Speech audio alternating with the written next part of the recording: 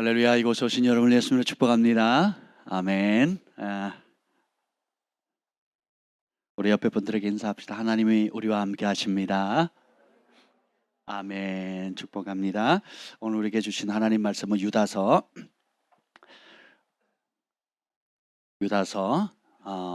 3절부터 10절까지 말씀을 보도록 하겠습니다. 한 절씩 우리가 교독할 텐데요. 유다서 1장 3절부터 10절까지 한 절씩 교독합니다. 사랑하는 자들아, 우리가 일반으로 받은 구원에 관하여 내가 너에게 편지하려는 생각이 간절하던 차에 성도에게 단번에 주신 믿음의 도를 위하여 힘써 싸우라는 편지로 너희를 권하여야 할 필요를 느꼈노니, 이는 가만히 들어온 사람 몇이 있음이라. 그들은 옛적부터 이 판결을 받기로 미리 기록된 자니 경건하지 아니하여 우리 하나님의 은혜를 도리어 방탕한 것으로 바꾸고 홀로 하나이신 주제 곧 우리 주 예수 그리스도를 부인하는 자니라. 너희가 본래 모든 사실을 알고 있으나 내가 너희로 다시 생각나게 하고자 하노라. 주께서 백성을 애굽에서 구원하여 내시고 후에 믿지 아니하는 자들을 멸하셨으며 또 자기 지위를 지키지 아니하고 자기 처소를 떠난 천사들을 그날의 심판까지 영원한 결박으로 흑암에 가두셨으며 소돔과 고모라와 그 이웃 도시들도 그들과 같은 행동으로 음란하며 다른 육체를 따라가다가 영원한 불의 형벌을 받음으로 거울이 되었느니라. 그러한데 꿈꾸는 이 사람들도 그와 같이 육체를 더럽히며 권위를 업신여기며 영광을 비방하는도다. 천사장 미가엘이 모세의 시체에 관하여 마귀와 다투어 변론할 때에 감히 비방하는 판결을 내리지 못하고 다만 말하되 주께서 너를 꾸짖으시기를 원하노라 하였거늘, 이 사람들은 무엇이든지 그 알지 못하는 것을 비방하는도다. 또 그들은 이성 없는 짐승같이 본능으로 아는 그것으로 멸망하느니라. 아멘. 성령 하나님 환영합니다. 오늘 오셔서 이 말씀을 계시하여 주시고 이 말씀을 우리에게 우리의 마음에 하나님 새겨 주시옵소서. 이 말씀의 참 의미를 깨닫도록 도와주시고 이 말씀이 주는 모든 축복과 경고와 또 이 안에 담겨있는 지혜와 하나님의 아름다운 계획들을 우리가 다 누리게 하여 주옵소서. 여호와 영이 나를 통해 말씀하시며 그 말씀이 내 혀에 있도다는 은혜를 강력히 풀어 주옵소서. 또 영상으로 이 말씀을 듣는 모든 사모하는 심령들 가운데 치유의 영으로, 진리의 영으로, 회복의 영으로, 기적의 영으로 역사하여 주옵소서. 예수님의 이름으로 기도합니다. 아멘. 오늘 계속 이제 유다서 보는데요. 믿음의 거울. 오늘 말씀의 제목은 자기 지위를 떠난 천사들. 이란 제목으로 우리 믿음의 거울 시리즈 두 번째 하겠습니다. 하나님의 말씀은 거울입니다. 우리가 아침마다 하루 일과를 시작할 때에 세수를 하고 이제 화장품을 바르고 거울 앞에 머리를 빗을 하면서 자신의 모습을 돌아보죠. 그리고 우리 자매님들은 가방에 손거울을 넣고 다니면서 수시로 얼굴을 확인하잖아요. 여러분들은 외모에 자신 있으셔서 확인을 잘 안 하시나 본데 많은 분들이 이제 거울을 가까이 합니다. 그리고 저희 목양실에도 있고 화장실에도 있고 또 여러분의 가방 안에도 거울들이 있죠. 자신의 모습을 돌아본다는 것은 굉장히 중요합니다. 밥을 먹다가 다른 사람 치아 사이에 끼어 있는 그 고춧가루를 보면 얼마나 웃깁니까? 그죠? 제가 처음에 조금 당황했던 적이 몇 번 있는데 훌륭한 세계적인 분들을 같이 모시고 또 식사를 하고 또 사역을 동역을 하다 보니까 식사를 할 기회가 자주 있어요. 그래서 한국 음식들을 이렇게 먹잖아요. 그럼 이제 먹으면서 막 이런저런 대화를 하잖아요. 그러면 위에 그 아주 점잖고 훌륭해 보이시는 그분이 위아래로 고춧가루가 딱 끼어져 있는데 그리고 씩 웃어요. 그러면 기분이 묘해집니다. 그래서 얘기를 해드려야 돼 말아야 돼 할 때가 있죠. 근데 사랑하면 얘기를 하게 되고요. 두려우면 얘기를 못 하게 됩니다. 근데 가만히 생각해 보면 그 음식을 저도 먹었잖아요. 그러면 저에게도 그 똑같은 고춧가루나 다른 음식물들 찌꺼기가 낄 가능성이 있는 거죠. 그래서 부부 사이에는 꼈다고 얘기를 해주잖아요. 방구도 꼈다고 서로 얘기해 주잖아요. 죄송합니다. 내 분위기 안 맞게. 뭔가 끼면 사랑하면 얘기를 해주는 거거든요. 서로에게 거울이 되어주는 거예요. 하나님께서 영적 가족, 교회를 핏값으로 세워두신 이유가 뭐냐면 서로를 정죄하고 손가락질하고 판단하라고 하는 것이 아니라 부부가 서로를 보충해주고 힘이 되어주고 서로 보지 못하는 부분들을 해주듯이 피값을 사신 이 교회를 통해서 영적 가족을 통해서 하나님께서 돌봄을 갖게 하시고 서로에게 힘이 되어주는 관계로 믿음의 형제 자매를 두셨습니다. 그리고 성경 66권 전부가 사실은 우리에게 구원의 길, 또 하나님이 영원하신 그 영광의 자리로 갈 수 있도록 우리의 실상을, 영적 실상을 비춰주는 하나의 거울이거든요. 천국을 비춰주는 거울이기도 하고, 그리고 하나님이 기뻐하시는 것을 보여주는 거울이기도 합니다. 그리고 하나님의 심판을 받거나 하나님이 증오하는 것이 무엇인지를 보여주는 거울이기도 하고, 무엇보다 가장 중요한 것은 나의 영적인 실상, 나의 현주소, 그리고 내가 앞으로 가야 될 것, 그리고 나를 위해서 하나님께서 계획하신 하나님 안에서, 예수 그리스도 안에서의 내 모습이 무엇인지를 가장 선명하게 그리고 유일하게 보여줄 수 있는 것이 하나님의 말씀입니다. 아멘. 그래서 지난 시간에 우리가 나눴듯이 이 하나님께서 이제 에녹 선지자를 통해 가지고 뭐라고 얘기를 하십니까? 주께서 수많은 성도들과 함께 다시 오신다는 거예요. 뭐하러요? 심판하러 오신다는 거예요. 그래서 이 심판은 우리 그리스도인들에게 가장 영광스러운 단어가 돼야 돼요. 세상 사람들은 심판 자체를 믿지 않습니다. 노아가 산에다 방주를 짓고 홍수가 나서 하나님이 심판하신다 할 때 사람들 조롱했죠. 마찬가지로 오늘 유다서에도 보면 그렇게 말합니다. 18절 하나님의 심판을 얘기할 때에 사람들의 반응을 보죠. 1장 18절입니다. 시작. 그들이 너희에게 말하기를 마지막 때에 자기의 경건하지 않은 정욕대로 행하며 조롱하는 자들이 있으리라 하였나니. 이 그들은 누구냐? 위에 보면 우리 주 예수 그리스도의 사도들이 미리 한 말이 있다는 거죠. 그래서 미리 에녹이 미리 예언했던 것처럼 또 예수님이 말씀하신 것을 사도들이 그대로 봤죠. 그것을 기록합니다. 복음서에 기록하고 서신서에 기록합니다. 그리고 가는 곳마다 예수님께 직접 받았던 말씀들을 사도들이 전하잖아요. 그때 이 마지막 때에 어떤 일이 있게 되느냐? 자기의 경건하지 않은 정욕대로, 경건이라는 뜻을 말씀드렸죠. 네, 하나님 앞에서란 뜻이에요. 그러니까 경건하다는 것은 점잖게 걷는다, 점잖게 말한다는 그런 표면적인 뜻이 아니에요. 경건은 굉장히 그 신적인 언어입니다. 하나님 앞에서 하나님을 가장 크게 인식하고 하나님을 가장 소중하고 기쁘게 여긴다는 뜻이에요. 그래서 존재 목적 자체가 하나님이에요. 말의 주제도 하나님입니다. 그래서 모든 대화가 뭐로 시작해요? 하나님으로 시작합니다. 그래서 하나님을 벗어나지 않는 사람, 그것을 기뻐하는 사람, 그것이 오늘을 사는 이유이고 내가 존재하는 이유고 돈을 버는 목적이고 공부하는 이유고 앞으로도 살 이유인 거예요. 이게 경건입니다. 근데 경건하지 않다는 것은 하나님을 깡그리 무시한다는 거예요. 하나님 없이 최선을 다하는 삶, 하나님 없이 내가 옳다고 하는 것, 하나님 없이 행복을 누릴 수 있다고 생각하는 삶. 그래서 내 삶 가운데 아무리 내가 선한 목적과 아름다운 것, 그리고 나름의 의미를 갖는 계획을 갖는다 할지라도 하나님이 빠지면, 하나님의 존재를 인정하지 않으면, 그분을 경외하지 않으면 이거는 불경건한 겁니다. 거기서 하는 모든 말들 불경건한 말이에요. 하나님을 빼내고 하는 모든 의로운 행동들은 불경건한 행동이 되는 거예요. 그래서 이 에녹이 한 예언이 뭡니까? 15절 다시 읽겠습니다. 15절 시작.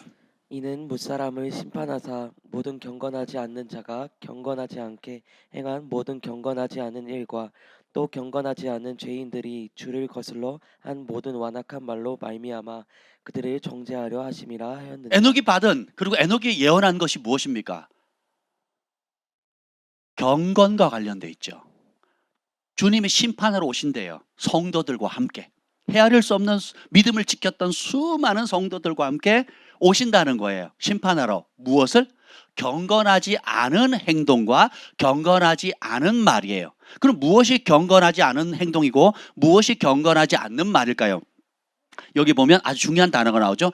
주를 거슬러 한 모든 완악한 말이 나옵니다. 기준은 주님이세요. 주님이 하신 말씀 있죠. 주님이 주신 약속 있죠. 주님이 우리에게 주신 축복의 66권의 말씀 있잖아요. 여기에 기록되어져 있는, 여기에 하나님의 마음이 담겨져 있고 하나님의 계획이 있고 하나님의 상급과 하나님의 심판이 다 기록되어 있어요. 그래서 이 기록된 하나님의 말씀과 거슬려 하는 모든 말과 행동들, 심판하신다는 거예요. 반대로 이 66권에 기록된 여기의 말씀을 따라 내 생각을 바꾸는 사람, 이 기록된 말씀을 따라 내 인생의 목적을 삼는 사람, 이 기록된 말씀을 따라 내 시간과 에너지와 재능과 주께서 맡겨주신 온갖 축복과 재정을 쓰는 사람, 주님께서 상급을 주신다는 거예요. 그래서 여러분들이 착하다 착하지 않다의 기준을 바꾸셔야 돼요. 시골에 가보세요. 다른 나라 가보세요. 얼마나 착한 사람 많은데요. 그렇게 착한 사람이 하나님 말씀을 안 받습니다. 그렇게 착한 사람이 예수님을 주인으로 모시진 않아요. 그렇게 착한 사람이 진리를 받아들이지 않습니다. 그러면 착한 게 아니에요. 착하다고 착각하는 거예요. 그래서 우리가 교회 안에 마당을 밟는다고 해서 예배 시간을 지킨다고 해서 우리가 하나님 보시기에 의롭지 않을 수도 있다는 거예요. 그럼 하나님 보시기에 경건하고 의롭다는 건 뭐예요? 주를 거슬러 다르게 생각하는 삶의 방식을 떨쳐버리고 주님이 말씀하시면 나는 거기에 모든 걸 맞추는 사람이에요. 주님이 기준이세요. 말씀이 기준입니다. 말씀이 거울이에요. 그리고 그 말씀을 대할 사모하고 가까이하고 갈등이 충돌이 올 때마다 어떻게 해야 돼요? 내가 그 말씀 앞에 복종하는 겁니다. 지혜로운 사람은 하나님의 말씀을 가장 귀하게 여기는 사람이에요. 저희에게 상담을 오는 사람들 두 부류가 있습니다. 진짜 들으면 깨닫고 하나님 뜻을 알아서 하나님 말씀이라면 어떤 대가를 지불해서라도 따르겠습니다 하고 오는 부류의 사람이 있고요. 반면에 내가 이미 마음에 소원하는 바가 있어요. 내가 이미 꿈꾸는 무엇이 있어요. 내가 정말 갖고 싶은, 하고 싶은, 또 되고 싶은 무엇을 가지고 옵니다. 근데 현실로 안 이루어져요. 자꾸 막히는 거예요. 또 오히려 거꾸로가 어려운 겁니다. 그래서 내가 원하는 그것을 얻을 방법이 있을까 하고 찾아와요. 어떤 목사님은 재산권 분쟁으로 인해 가지고 저에게 찾아왔습니다. 그래서 형제들끼리 소송을 해요. 누구랑 소송이 붙으냐? 다른 형제들은 장로님이고 큰 교회 중직이에요. 그리고 찾아오신 분은 목사님이에요. 장로님과 목사님이 붙었어요. 재산권 분쟁으로. 그래서 저한테 뭘 질문하시냐? 어떻게 하면 이걸 승소할 수 있습니까? 어떻게 하면 이걸 내가 잃지 않고 받을 수 있겠습니까? 라고 묻는 거예요. 제가 뭐라고 그랬겠습니까? 그 얘기가 성경에 나오잖아요. 어떤 사람들이 예수님 찾아오죠. 그래서 재산권 분쟁이 있는 거 형제가. 그러니까 예수님께 찾아와서 또 반반씩 잘 나눠달라고 예수님 좀 얘기 좀 해달라고. 그랬더니 나는 그거 하러 이 땅에 온 사람이 아니다. 이렇게 얘기를 하시거든요. 그 목사님과 그 장로님이 이 성경 말씀을 안 읽었을까요? 안 배웠을까요? 근데 물질 앞에서는 형제고 목회자고 장로가 없는 거예요. 치고받고 싸우는 겁니다. 그리고 상담하러 오는 내용이 뭐냐? 어떻게 하면 이길 수 있느냐예요. 제가 그랬습니다. 주의 종으로 부름 받으셨잖아요. 종으로 부름 받으셨으니까 기꺼이 내려놓으세요. 초대교회도 고린도 교회에 보면 성도들끼리 소송을 합니다. 성도들끼리 분쟁을 해요. 그때 바울의 권면은 뭐라고 합니까? 이기라 그러지 않거든요. 손해 봐라 그러거든요. 제가 이런 권면을 했습니다. 그랬더니 아주 불편한 표정과 아주 힘든 모습을 하고 가셨어요. 그래서 제가 되게 마음이 씁쓸했습니다. 또 어떤 사람은 찾아와서 그럽니다. 자기가 원하는 것들이 있는데 이렇게 그것이 하나님 뜻이 아니고 이것이 하나님 뜻입니다 얘기를 하면 끝까지 물고 늘어집니다. 어떻게 해요? 하나님 뜻인지 아닌 줄 알겠는데 그래도 내가 할 수 있는 방법이 없냐고. 대책 없죠. 또 어떤 사람은 반대로 너무너무 힘든 일이에요. 자기가 하나님 뜻에 순종하려면 손해봐야 되고 그리고 억울한 것 같고 그리고 둘러가는 것 같고 내가 다 잃는 것 같은 그런 어려운 상황임에도 불구하고 결단하더라고요. 결단하고 알겠습니다 하고 토를 다지 않아요. 그리고 대가를 지불합니다. 어떤 사람이 기적을 경험할까요? 어떤 사람이 하나님 축복할까요? 어떤 사람이 원수의 밥이 될까요? 어떤 사람이 더 방황하는 삶을 살게 될까요? 하나님은 하나님의 말씀의 혜택을 누구에게 주실까요? 순종하는 사람이에요. 그래서 에스겔서에 나와 있는 대로 많은 사람들이 선지자의 말을 들으러 오지만 다른 마음을 품고 있다 그랬죠. 그 마음에 품은 동기가 뭐예요? 자기의 이익을 위해서거든요. 이익을. 오늘 여기 유다서 짧은 구절에도 보면 이익이를, 자기의 이익이란 말이 굉장히 많이 나옵니다. 여기도 볼까요? 16절 읽어보겠습니다. 16절 시작. 이 사람들은 원망하는 자며 불만을 토하는 자며 그 정욕대로 행하는 자라.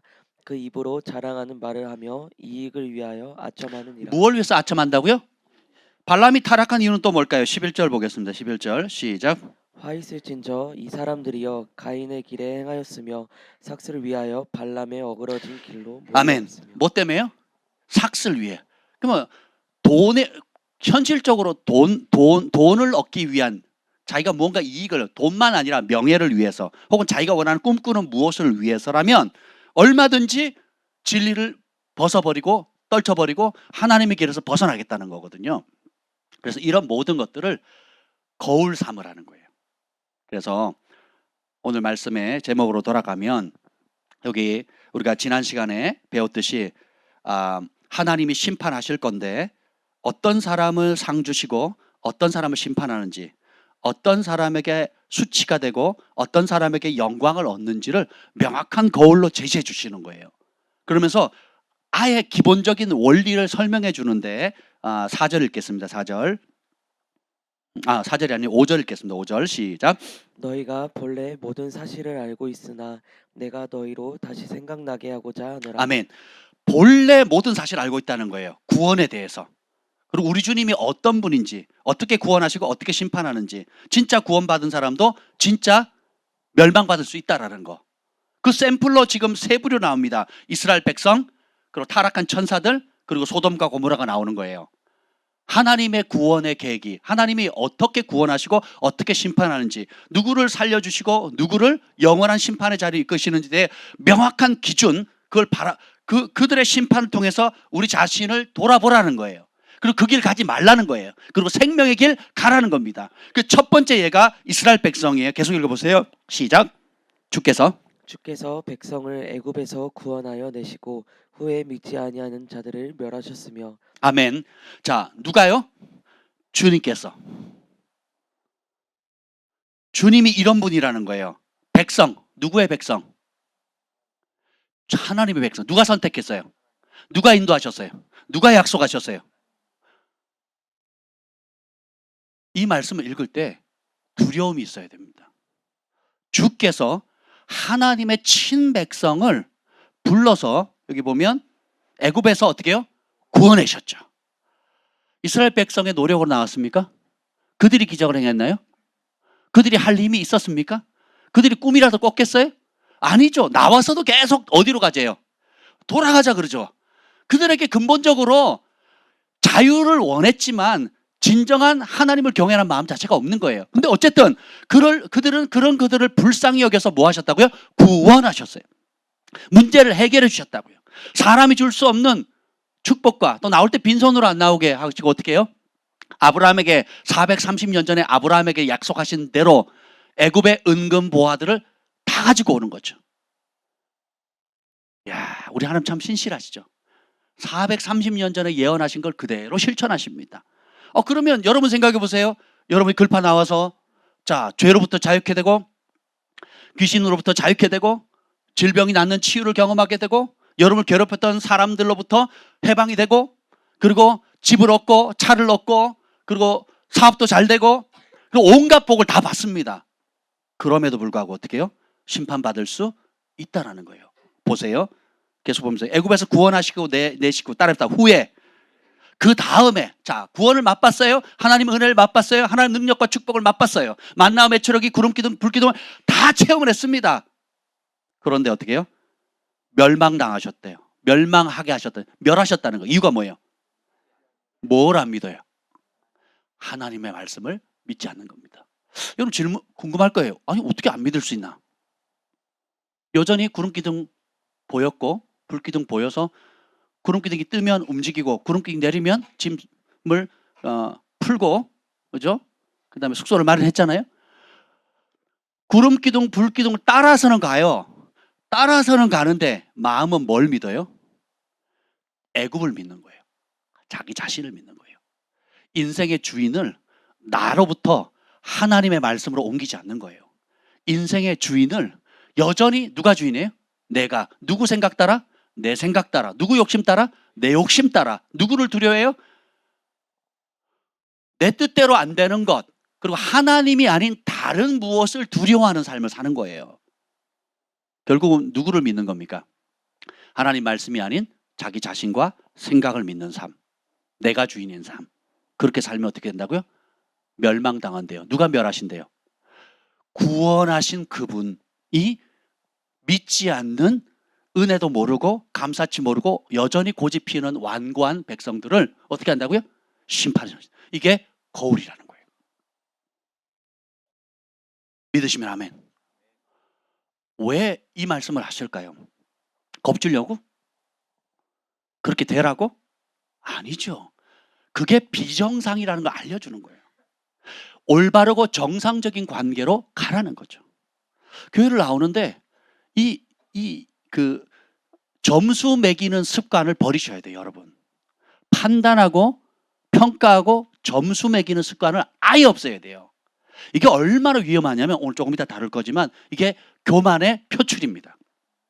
하나님 말씀은 평가라고 주신 게 아니에요. 하나님 말씀은 어떻게 해요? 듣고 순종하라고 주신 거예요. 어제도 김 목사님하고 제가 자다가 서로 약간의 경쟁이 붙었습니다. 김 목사님은 자면서 김 목사님이 한 설교를 듣겠다는 거예요. 2배속으로. 저는 안 된다. 저는 제 설교를 들어야 된다. 정속도로. 그래서 결국 제가 양보를 했어요. 2배속이 아닌 정속도로 약하게 해서 듣는 걸로. 그래서 왜 그러냐 그랬더니 김 목사님이 아주 의미 있는 말씀을 했어요. 뭐라고 하는지 아세요? 제가 한 설교를 제가 순종하려고요. 제가 한 설교를 말씀대로 제가 순종하려고, 내가 어떤 말씀을 선포했는지 듣고 싶습니다. 그러는 거예요. 그래서 제가 양보를 했어요. 아멘. 저는 제가 한 설교가 얼마나 훌륭한지 들으려고 하는데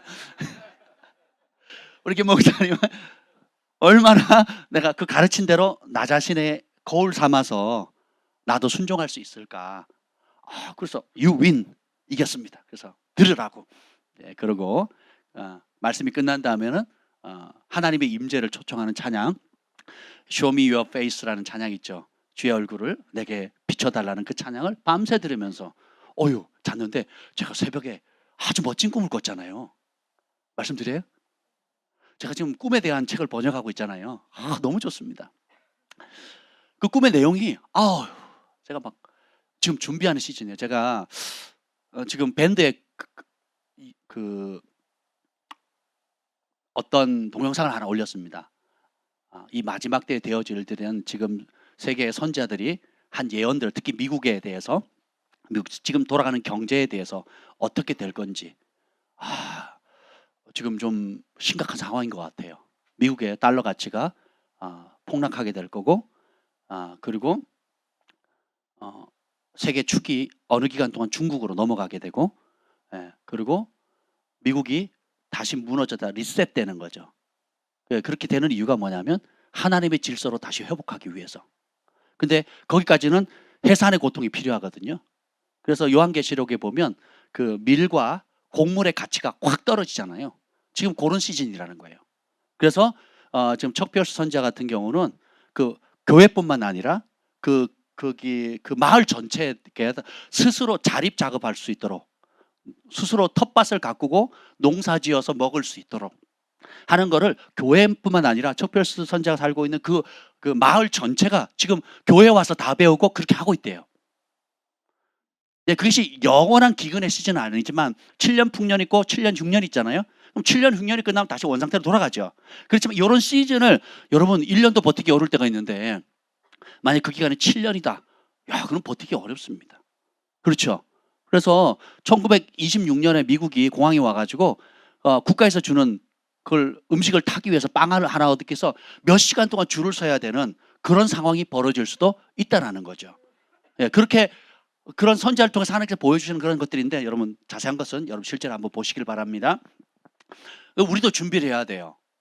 실제로 준비해야 됩니다. 그래서 기본적으로 하나님 고산의 법칙에 의해서 하나님을 경외하는 자를 보호하시지만, 그럼에도 불구하고 우리가 넉넉히 있는 건 아니거든요. 그래서 우리가 글로벌 센터가 필요하고 또 우리가 여러분 각자가 자급자족할 수 있는, 특별히 식량 전쟁은 이미 선포되어졌거든요. 우크라이나가 세계 식량의 저장고거든요. 세계 빵집이에요. 세계를 먹이는 빵집이거든요. 폴란드가 굉장히 지금 굉장히 어려워졌고 또 우크라이나를 통해 가지고 전 세계 밀 가격이 폭등을 했잖아요. 그건 하나의 맛배기 지나지 않다는 겁니다. 그래서 원래 하나님께서 땅에 경계를 주시고 분깃을 주면서 경계를 옮기지 못하게 했던 이유는 어떤 환난과 풍파가 기근이 와도 내가 스스로 노력하면 내 땅에서, 내게 주신 분복의 땅에서 내가 자급자족할 수 있도록, 자경을 할 수 있도록, 스스로 경작을 할 수 있도록, 그게 하나님의 기본적인 법칙이거든요. 요 얘기를 하자면 긴데, 아무튼 간에 제가 그래서 여러분들 기도해 주시기 바랍니다. 기도하셔야 돼요, 여러분. 제가 글로벌 센터를 기도하는 이유가 그겁니다. 거기에 우리 선교사님 초청하고 또 우리가 다음 세대를 키울 뿐만 아니라 자경을 해야 되거든요. 그래서 기근의 때 곡식도 저장을 하고, 실질적으로 그것이 뭐 영원한 저장은 아니지만 어떤 환란의 시즌이 올 때에 그 시즌을 버틸 수 있는 실질적인 준비가 씨앗 창고를 준비를 해야 되고 해야 됩니다.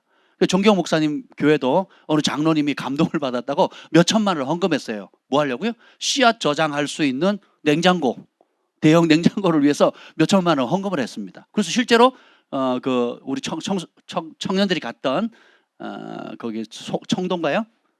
청도. 예, 거기에 지금 실제로 창고를 지었습니다. 제가 보고 왔어요. 그래서 두 동을 지었어요. 냉동고와 냉장고를 이렇게 지어가지고 거기에다가 평소에는 작물 놓기도 하지만 씨앗을 놔서 하여튼 하려고, 그리고 그 뒤쪽도 땅을 이제 매입을 하려고 기도하고 있습니다. 지금 굉장히 우리가 세상을 피해서 도망가자는 게 아니라 실제로 어떤 특정 기간 동안에 요셉의 때에 7년 풍년, 7년 기근이 있을 때 풍년의 때 이미 준비를 했잖아요. 하나님이 아예 풍년만 계속 주실 수도 있고 흉년을 없이 할 수도 있고 만나와 메추기를 초자니로 부어 주실 수도 있음에도 불구하고 하나님은 요셉에게, 바로에게 먼저 보이시고 요셉에게 해석하게 하시고 그 실질적으로 준비하게 하셨거든요. 우리도 마찬가지라는 겁니다. 여러분들이 하나님께 주시는 이런 계획들, 또 우리가 하나님 주시는 이 부르심을 온전히 이루기 위해서 글로벌 센터와 또 부지를 위해서 여러분 중보해 주시면 감사하겠습니다. 그래서 어젯밤 꿈을 꿨다 그랬잖아요. 제가 굉장히 무겁게 받은 꿈이에요. 꿈에 제가 모르는 사역자인데 굉장히 큰 사역을 하는 사역자이셨어요. 딱 저 사역자 모르는 분인데 딱 첫 번째 딱 부딪혔을 때 이미지가 뭐냐면 엄청난 권위를 가지고 있는 사역자라는 거였어요. 그게 그냥 단순히 개교회 사역을 하는 것이 아니라 도시, 국가, 세계에 파장을 끼치는 엄청난 사역을 하고 있는 사역자셨어요. 그분이 사역하는 모습을 이렇게 쭉 보여주시더니 그 다음에 뭐라 그러냐면 이 사역을 저한테 넘겨주시겠다는 거예요. 할렐루야. 그러면서 누구를 소개해 주냐? 삼성의 이재용, 누구죠? 회장이 부회장이 뭐 어떻게 돼요? 회장님인가요? 삼성의 이재용 회장님을 연결해 주는 거예요. 그랬더니 김 목사님이 크리스찬 아닌데 뭐 어쩌고 저쩌고 얘기를 하더라고요. 그리고 오른팔과 함께 나타나서 저한테 90도로 인사를 하는 거예요. 그리고 90도로 숙인 다음에 고개를 안 들어요. 그러면서 이 하나님 나라를 위해서 어떻게 할 건지, 이 사역을 어떻게 할 건지에 대한 전략회의를 같이 하는 겁니다. 그리고 명함을 저한테 주고 그리고 같이 회의를 합니다. 그리고 오른팔도 제가 누구냐 그랬더니 어떤 직함을 얘기하면서 명함을 또 저한테 주더라고요. 제가 받았어요. 받고 그다음에 이제 회의를 하는데 그 꿈에서요, 실제가 아니고 그 이재용 회장님이 회의를 하다가 막 방언으로 막 기도를 하는 거예요. 방언을 기도하다가 또 하는데 굉장히 경건한 모습으로 그렇게 하더라고요. 그래서 제가 속으로 이분이 크리스찬이 아닌 걸로 알고 있는데 크리스찬인가? 막 꿈에서 막 이런 생각을 하는 거죠. 뭐 그런 생각을 하고 있는데 어쨌든 하나의 상징이거든요. 꿈에서 여러분 목사님이 나타나면 사실은 그 목사님은 예수님을 대행하는 거거든요. 여러분이 꿈을 꾸다가 꿈속에 목사님을 만나잖아요. 그러면 대부분 그 목사님이 주시는 메시지는 예수님이 주시는 메시지입니다. 제가 지금 번역하고 있는 꿈과 환상을 해석할 수 있는 하늘의 코드라는 책이에요. 굉장히 좋은 책입니다. 아마 역사에는 이런 책은 없었을 것 같아요. 그리고 앞으로도 이런 책은 안 나올 것 같아요. 꿈과 환상의 해석에 관한 책은. 제가 이 얘기를 순전하나대 했더니 그 편집장님이 엄청 감동을 받더라고요. 아마 역사리로 없었던 책이고 앞으로도 나오기 힘든 책이 아닐까. 그래서 세기적인 책이에요. 꿈과 환상에 관한. 앞부분은 꿈과 환상을 해석할 수 있는 원리들을 설명해놓고 뒷부분은 사전이에요. 그것이 실제적으로 어떻게 성경에 나왔는지. 그래서 주관적인 해석이 아니고 만약에 꿈에서 염소를 봤다. 그러면 성경에 있는 염소를 다 찾아내요. 그래서 염소의 긍정적인 의미, 부정적인 의미, 중간적인 의미, 현대적인 의미까지도 다 볼 수 있도록. 그래서 답을 주는 게 아니라 그 책을 읽는 독자들이 볼 수 있도록. 기대가 되시죠? 조만간 이제 제가 지금 마무리하고 있는데 시간이 좀 필요합니다. 그래서 제가 그 이재용 회장님이 아주 진지하게 마치 제가 방송국에 처음 갈 때 막 떨림이 있잖아요. 혹은 굉장한 권위자들, 그러니까 사역자, 세계적인 사역을 하고 있는 사역자 앞에 섰을 때의 떨림이 있고, 그다음에 세계적인 부를 움직이는 그 기업가 앞에서 오는 긴장감이 있잖아요. 이 두 가지가 꿈을 꾸는데 그대로 느껴지는 거예요.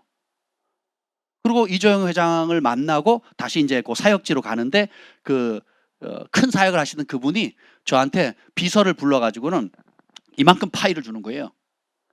이만큼 파일을 주면서 뭐라고 하냐면 이제 사역을 할 때 기본적으로 해야 될 멘트, 그러니까 방송으로 말하면은 그 스크립트 있잖아요.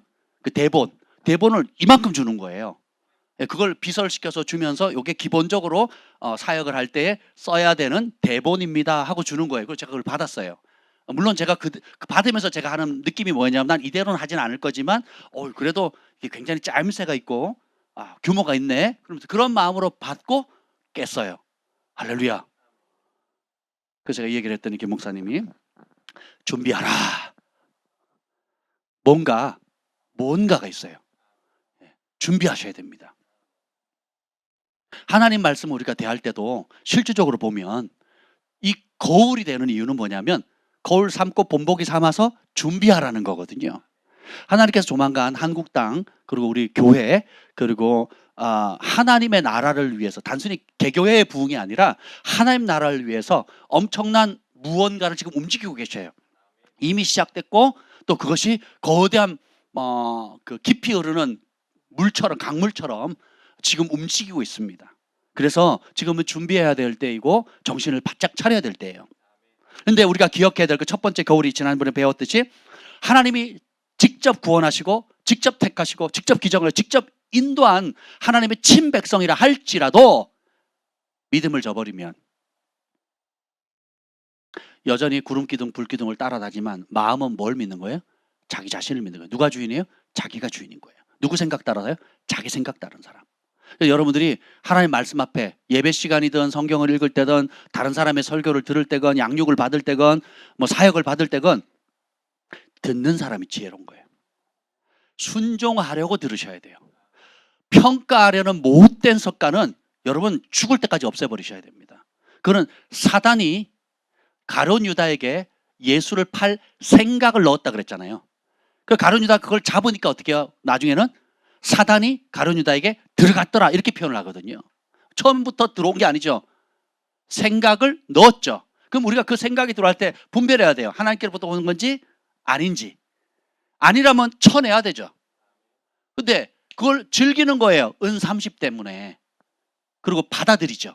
그럼 사단의 도구가 되는 거예요. 이해가 되시죠? 그래서 여러분들이 하나님의 말씀을 들을 때 양육을 받을 때든 어떤 상태든 김 목사님의 태도를 배우면 좋습니다. 순종하기 위해서 듣는 거예요. 심지어 내가 한 설교를 할지라도 내가 가르친 가르침이라 할지라도 반복해서 듣는 이유가 뭐예요? 순종하려고. 뭘 하나라도 잡는 거예요. 저희 교회는 그런 분들이 아주 훌륭한 분들이 있습니다.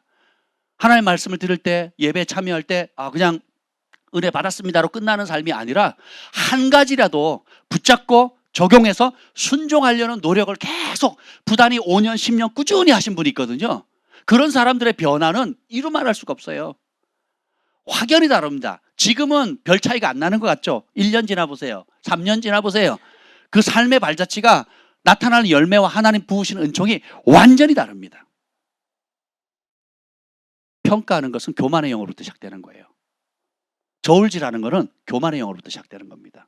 지혜로운 사람은 뭐예요? 내가 어떻게 순종할 것인가? 주님 내게 말씀하옵소서. 내가 듣겠습니다. 여러 말씀드리는데 왜 목사님 그렇게 못 살고 누구는 그렇게 못 사는데 하는 생각 자체를 떨쳐버리세요. 예. 전하는 사람이나 듣는 사람 다 똑같이 그 말씀 앞에 내가 지금 어디까지 순종하고 있는가, 얼마만큼 순종하는 거야, 얼마나 빨리 순종하고 있는가, 더디 순종하고 있는가, 그리고 그 결과로 얼마나 열매를 맺고 있는가, 얼마나 많은 말씀의 혜택을 실질적으로 누리고 있는가, 내가 지난 3개월, 5개월, 6개월 혹은 1년 전에 어떤 열매를 맺은가 한번 돌아보는 거예요. 이게 말씀을 주신 이유입니다. 말씀의 거울을 딱 비춰보니까 나는 내 욕심을 이루는 삶을 사는 거예요. 돌이켜보니까 열매가 없어요. 모든 신앙생활에 내가 편하려고, 내가 좀 더 편하고, 내가 좀 더 좋은 환경에, 좋은 집에, 좋은 차에, 좋은 여건에 내 가족이 잘 되고 내 자식이 잘 되고, 그러니까 내가 편하려고만 신앙생활을 했지 하나님 나라에서 어떤 열매를 맺었는지, 주님의 몸된 교회를 위해서 어떤 희생을 치렀는지, 죽어가는 영혼들을 위해서, 또 믿음의 형제 자매들을 위해서 내가 어떤 섬기는 삶을 살았는지 객관적으로 보라는 거예요. 주변 사람들이, 셀 리더나 혹은 주변에 신뢰할 수 있는 믿음의 형제 자매들이, 칭찬받는 믿음의 형제 자매들이 내게 어떤 인정하는 말을 하는지 들을 기가 있는 사람은 들을지어다. 그게 지혜예요. 내가 편해졌다, 내가 좀 더 안락해졌다, 뭐 내 가정이 좀 어떻게 해졌다, 이건 열매가 아니에요. 이스라엘이 출애굽했을 건져내기 위해서 하나님이 베푸신 구원의 은혜를 맛본 거지. 그게 자랑거리입니까? 구원의 은혜를 맛본 거죠. 혜택을 맛본 거지. 그 혜택을 주신 이유가 뭐예요? 주님께서 시험하사 그 마음이 과연 하나님을 말씀을 순종하는지 순종하지 않는지 보시려고 했다 그랬잖아요. 그래서 광야길을 걷게 하셨다 그랬잖아요. 때로는 물이 없고 때로는 양식이 없는 것처럼 보이도록 허락하신 이유가 뭐예요? 그럼에도 불구하고 내 말대로 순종하나 하지 않나 살펴본다 그랬거든요. 그래서 이 말씀이 진리를 비춰주는 거울로 삼으시길 축복합니다. 오늘 두 번째 이 특징이 뭐냐? 6절을 읽어보겠습니다. 6절. 오늘 이 말씀을 좀 나눌게요. 6절 시작. 또 자기 지위를 지키지 아니하고 자기 처소를 떠난 천사들을 끝날의 심판까지 영원한 결박으로 흑암에 가두셨으며. 자, 하나님이 구원하신 다음에도 심판하실 수 있다. 그래서 한 번 구원이 영원한 구원이 아니다라는 것을 명확히 보여주는 두 번째 예가 뭐예요? 천사들이에요. 천사들. 야, 한번 상상해 보세요. 천사들이 어디 살았어요? 타락하기 전에? 하나님의 보좌가 있는 곳이잖아요. 하나님을 대하잖아요. 욥기서 보면 사탄도 하나님 앞에 당당히 나타나잖아요. 그렇죠? 근데 천사가 로봇가 아니에요. 여러분, 강아지도 로봇가 아니잖아요. 지도 생각하잖아요. 지를 좋아하는 놈, 싫어하는 놈 안단 말이에요. 주인이 날 좋아하는지 누가 날 미워하는지 안단 말이죠. 그러면 천사가 강아지만도 못해요? 아니잖아요. 저희 어릴 때는 천사는 로봇이다, 뭐 자기 생각이 없고 시키는 것만 전달하는 로봇 같은 존재다, 이렇게 배웠었어요. 근데 그렇지 않습니다. 천사도 인격을 가지고 있어요. 그리고 기능이 있고 역할이 있습니다. 근데 오늘 두 번째 거울로 삼아야 될 게 뭐냐면 자기의 지위를 지키는 천사가 있고 자기의 지위를 떠나는 천사가 있다는 거예요. 지금 이 배경이 어디예요? 지금 땅이 아니고 죄도 없고 악도 없는 하나님의 임재와 영광이 있는 그 어떤 악한 것도 생각할 수 없는 아름다운 영적인 세계, 하나님의 보좌가 있는, 죄가 일절 없는 하나님의 영광이 찬란한 그곳에서 벌어지는 겁니다. 에덴 동산에도 죄가 없었죠. 천국에도 죄가 없었어요. 둘 다 죄가 없었는데 죄가 생겨요. 어떻게 해요? 선택을 통해서. 어떤 선택? 하나님이 정하셨거든요. 하나님이 창조하시고 하나님이 정하셨어요. 여러분, 이걸 깊이 생각하셔야 돼요. 하나님이 천지 만물을 창조하셨고 금그릇, 은그릇, 나무그릇, 질그릇, 큰 그릇, 작은 그릇, 존귀 쓰이는 그릇, 또 투박해 보이는 그릇, 다양한 것들을 하나님이 만드셨고 하나님이 그 용도를 정하셨다고요. 오늘 이게 포인트예요. 하나님 말씀을 거울 삼아야 될 두 번째 겸손을 유지할 수 있는 열쇠가 뭐냐면 하나님의 부르심을 알고 그 부르심에 하나님이 정하신 그 자리에 뿌리 내리는 거예요. 원수마귀가 권위자들로 인한 상처들, 아픔들, 가정을 파괴식품을 통해 가지고 모든 권위에 대한 거역의 영을 심거든요. 그럼 어떻게 해요? 모든 게 불만이에요. 내가 이 가정에 태어난 게 불만인 거예요. 저런 사람이 내 아버지라는 게 싫고 저런 사람이 내 형제라는 게 싫은 거예요. 내가 이런 직장에 있다는 게 싫은 거예요. 나는 여기 있을 사람이 아닌 거예요. 다른 데 일할 사람인 거예요. 이런 교회 다닐 사람이 난 아니라는 거예요. 난 적어도 저런 교회에서 저런 위치를 할 사람이라는 거죠. 어딜 가든 무얼 하든 나는 이 자리에 있을 사람이 아니라는 거예요. 그래서 계속 불망하며 원망하며 불평하는 겁니다. 이스라엘 백성만큼 큰 혜택과 기적과 축복을 받은 민족이 있어요, 없어요? 출애굽을 할 때 10개의 재앙 봤죠? 호계바다 다 지나갔죠? 그리고 하나님의 공급하심, 그리고 눈만 뜨면 구름기둥 불기둥이 아침마다 만나가 있는데 그걸 보면서도 불구하고 뭐예요? 불만과 원망이 끝도 없이 나오죠. 왜요? 자기 위치를 모르는 거예요. 자기 그릇이 어떤 그릇인지 모르는 거예요. 우리가 예언할 때도 내가 예언의 영으로 다른 사람을 축복할 수 있지만 내 권위를 넘어서서 당신은 사도입니다. 당신은 뭡니다. 그렇게 하지 않는 거라고 저희가 가르쳤잖아요. 왜요? 내가 사도가 돼본 적이 없는데 내가 그런 권위가 뭔지를 모르는 사람이 이렇다 저렇다 말할 권위가 있어요, 없어요? 없는 거지요. 그게 위치를 넘어서는 거거든요.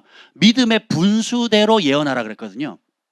그 말은 믿음의 분량이 있다는 거예요. 권위의 분량이 있다는 거죠. 우리 예일이가 우리 경환이 보고 드럼은 이렇게 쳐야 되는 겁니다 라고 얘기를 한다면 경환이가 얼마나 웃기겠어요. 그렇지 않겠습니까? 예일이가 우리 재혁이에게 찬양은 그딴 식으로 하면 안 돼요. 콘티는 이렇게 짜야 되고 얼마나 웃기겠습니까? 근데 우리가 하나님 앞에 이런 모습을 보인다는 거예요. 하나님, 나는 이런 자리 싫어요. 나는 이런 그릇도 아니고 내가 원하는 건 저거예요. 끝도 없이 어떻게 해요? 의문을 다는 겁니다. 근데 이 끝도 없이 의문을 다는 이유가 뭔지 아세요? 나로부터 시작하기 때문에. 모든 삶의 기준이 나로부터 시작하면 저주입니다. 나로부터 시작해서 맺는 열매가 교만이에요. 그러면 하나님의 백성은 뭐로부터 시작합니까? 하나님으로부터 시작해요. 하나님의 말씀으로부터 시작합니다. 그래서 내가 이해가 되든 이해가 되지 않든 하나님의 길이 최선이고 하나님이 만드신 원래 나를 부르신 그 부르심이 최고로 귀하다라는 것을 신뢰해 드리는 것. 제가 어릴 때 고등학교 때 제일 충격을 받았던 그 하나님의 속성에 대해서 좀 나누려고 합니다. 어느 날 고린도 전서 1장인가요? 아마 읽다가 이런 말씀이 읽어졌어요. 하나님의 미련함이 사람의 지혜론보다 뛰어나다. 그 말씀이 딱 크게 와닿더라고요. 그때 저에게 믿음이 심겨졌어요. 맞다. 내가 아무리 똑똑하고 아무리 좋은 계획을 해도 하나님의 가장 낮은 지혜, 하나님이 가장 아무것도 아닌 지혜에 미칠 수가 없구나. 내가 아무리 머리를 쥐어짜내고 세계 최고로 천재가 머리를 짜낸다 할지라도 하나님이 가장 미련한 지혜에 이를 수 없다라는 그게 확 느껴지더라고요. 그때 생긴 게 뭐냐면 하나님의 말씀을 신뢰하는 믿음이 생긴 거예요. 그래서 오늘 성경에도 보면 믿음은 선물이라고 그랬죠. 3절 읽어보겠습니다. 3절 시작. 사랑하는 자들아, 우리가 일반으로 받은 구원에 관하여 내가 너희에게 편지하려는 생각이 간절하던 차에 성도에게 단번에 주신 믿음의 도를 위하여 힘써 싸우라는 편지로 너희를 권하여야 할 필요를 우리가 느꼈노라. 정체성에 대해서 나눌 때 사랑도 받는 거라 그랬죠. 부르심도 받는다 그랬죠. 믿음도 받는 거예요. 믿음은 들음에서 나고 들음은 그리스도의 말씀이. 그 그리스도의 말씀을 받을 때 믿음이 오는 거거든요. 믿음은 내가 만들어내는 게 아니에요. 하나님의 말씀 앞에 서는 겁니다. 겸손히. 그리고 들을 마음을 갖는 거예요. 그러면 그 말씀이 들어와요. 씨앗처럼. 그리고 이 말씀 우리 마음밭에서 옥토가 되고 가꾸면 자랍니다. 그래서 부르심도 내가 만드는 게 아니고 받는 거예요. 많은 교회 내 잘못된 가르침이 뭔지 아세요? 빌립보서를 잘못 인용합니다. 너희 안에 소원을 두고 행하신다고. 그래서 그걸 어떻게 해석하느냐? 내가 이거 하고 싶다? 그럼 그게 하나님 뜻이래요. 내가 저거 하고 싶다? 그럼 그게 부르심이래요. 이런 가르침이 얼마나 인기가 있는데요. 많은 유명한 목사님들, 대형교회 목사님들이 자기 은사와 부르심을 어떻게 확인합니까? 그걸 물으면 뭐라고 가르친 줄 아세요? 너 뭐 하고 싶니? 그게 네 부르심이야. 너 뭐 되고 싶니? 그게 하늘의 부르심이야. 너 뭐 잘하니? 그게 네 하나님 부르심이야. 야, 굉장히 위험합니다. 부분적인 하늘의 부르심을 확증해 줄 수 있는 부분적인 도구일 수 있어요. 근데 부르심은 거꾸로입니다. 하나님이 요나를 선지자로 부르시죠. 어디로 가래요? 니느웨로 가죠. 그럼 요나는 어디로 갑니까? 다시스로 가죠. 완전히 반대 방향으로 가죠. 때때로 하나님의 부르심은 우리가 원하는 것과 완전히 반대로 가요. 요나가 좋아서 갑니까? 이사야는 6장에 보면 천상을 보고 자기 말 잘 듣는 사람한테 가는 게 아니죠. 또 자기가 사역하고 싶은 사람 만나러 가는 게 아니죠. 에스겔은 어떻습니까? 자기가 좋아하는 사람 만나러 가요? 예레미야는 어떻습니까? 자기 말 잘 들을 사람한테 갑니까? 아니면 자기를 감옥에 넣어서 죽음의 구덩이에 던져서 죽으라고 내던질 사람 앞에 갑니까? 좋아하는 걸 하는 게 아니라고요. 하고 싶은 걸 하는 게 아니라고요. 부르심은. 부르신 그분을 신뢰하는 겁니다. 인간적으로 듣고 싶은 메시지, 인간적으로 귀를 달달하게 해주고 내 마음을 달달하게 해줄 거, 그런 내가 좋아하는 것들, 그래 네가 그거 하고 싶으면 해라 하는 그 뒤에 배경은 뭡니까? 진짜 모세처럼 바로의 공주의 아들이라 칭함받기를 거절하고 하나님 백성과 함께 고난받는 것, 애굽의 보아보다도 하나님 그리스도를 위해 받는 순환을 더 존귀하게 여겼던 거, 그게 싫은 거예요. 교회에서 하나님 말씀 따라 순종하고 또 내 부르심에 따라 희생하고 대가를 지불하는 게 싫은 거예요. 그리고 어떻게 해요? 조금 더 편한 거, 조금 더 쉬운 거, 조금 더 안락한 거. 그나마 교회를 안 떠나고 그거라도 하면 다행이지 이렇게 생각할 수도 있겠죠. 근데 하나님의 부르심의 자리에 벗어나 있는 겁니다. 천사는 여전히 타락해도 천사의 능력을 가지고 있어요. 힘을 가지고 있고 그 지혜를 가지고 있어요. 근데 어디에 있습니까? 하나님이 있으라는 자리가 아닌 다른 자리로 가거든요. 하나님이 시키신 그 일을 안 하고 다른 일을 하거든요. 그 다른 일이 결국 누구를 대적해요? 하나님을 대적해요. 누구를 멸망시켜요? 하나님의 백성들, 하나님의 아들, 딸들을 멸망시키는 도구가 된다는 겁니다. 내 자리를 아는 것, 내 부르심을 아는 것. 저는 금그릇이 되고 싶은데요. 저는 우아한 와인잔이 되고 싶어요. 나는 개밥그릇이 되고 싶지 않습니다. 누구 생각이에요? 누가 개밥그릇을 개밥그릇처럼 가치가 없고 수치스럽다고 얘기를 하겠습니까? 부르심을 안다면. 금그릇은 내놓지도 않습니다. 여러분 어디 집에 갔는데 금그릇 내놓은 사람 보셨어요? 여러분 그럼 밥 먹을 때 무슨 그릇 씁니까? 스테인레스나 질그릇을 쓰잖아요. 그죠? 토기 그릇을 쓰잖아요. 금그릇은 쳐다보기도 어려워요. 그리고 아주 고급스러운 비싼 찻잔 있죠? 저희가 받을 때는 굉장히 감사한데 써본 기억이 거의 없습니다. 쓸 일도 거의 없고요. 교회에서 그나마 가끔 쓰는데 이런 집회할 때나 외부에 귀한 손님 올 때 그것도 미리 준비해야지만 우리 하스피 팀에서 따로 준비를 해가지고 그때 꺼내놓거든요. 그리고 그 끝나면 다시 못 봐요. 그 다음 귀한 손님이 오기 전까지. 저희한테는 안 주시더라고요. 깨질까봐, 뭐 어떻게 할까봐. 불편하잖아요. 그 금그릇, 그 은그릇 너무 귀하게 보이는 그릇은 정말 받으면 좋지만 일상생활에 편하게 쓰기에는 부담스러운 거거든요. 각기 용도대로 하나님 만드셨다라는 거예요. 내가 질그릇이면 질그릇의 용도를 사용하신 하나님을 기쁘시게 하는 것, 이것이 축복입니다. 근데 원수마귀가 딱 오면 어떤 마음을 줍니까? 생각을 주죠. 야, 너는 금그릇짜리인데 지금 질그릇 대우를 받는 거야. 너는 이 자리에 있을 인물이 아닌 거야. 제가 하나님의 부르심에 대해서 잘 모를 때에는 이런 생각을 해서 큰 사역을 해야 되고 큰 은사가 나타나야 되고 크게 유명 영향력. 이게 하나님을 기쁘시게 하는 줄 알았어요. 오늘 우리가 찬송 부른 것처럼 내가 원하는 한 가지 주님의 기쁨 되기를 원합니다 할 때 크고 유명하고 멋지고 복되고 막 하여튼 성공하는 것이 하나님 기쁘시게 하는 줄 알았었어요. 근데 하나님의 마음이 그렇지 않다는 것을 말씀을 통해서 깨닫게 되었습니다. 자기 자리를 지키는 거예요. 우리의 부르심은 세상에서 성공하는 게 아닙니다. 세상을 이기는 거거든요. 하나님의 말씀은 끊임없이 우리를 격려합니다. 세상에서 성공하려고 하지 마라. 세상의 영을 이겨라. 오히려 세상에 추구하는 것과 반대로 가라는 거거든요. 요나는 하나님의 부르심과 반대로 갑니다. 근데 깨닫고 돌아와서 니느웨에게 지나가는 말로 손빠르게 백성들이 회개하니까 기뻐하는 게 아니라 어떻게 해요? 분노하거든요. 요나의 입장이라면 여러분 이해가 될 거예요. 그 니느웨 백성들이 회개하니까 하나님의 진노가 멸망이 멈추거든요.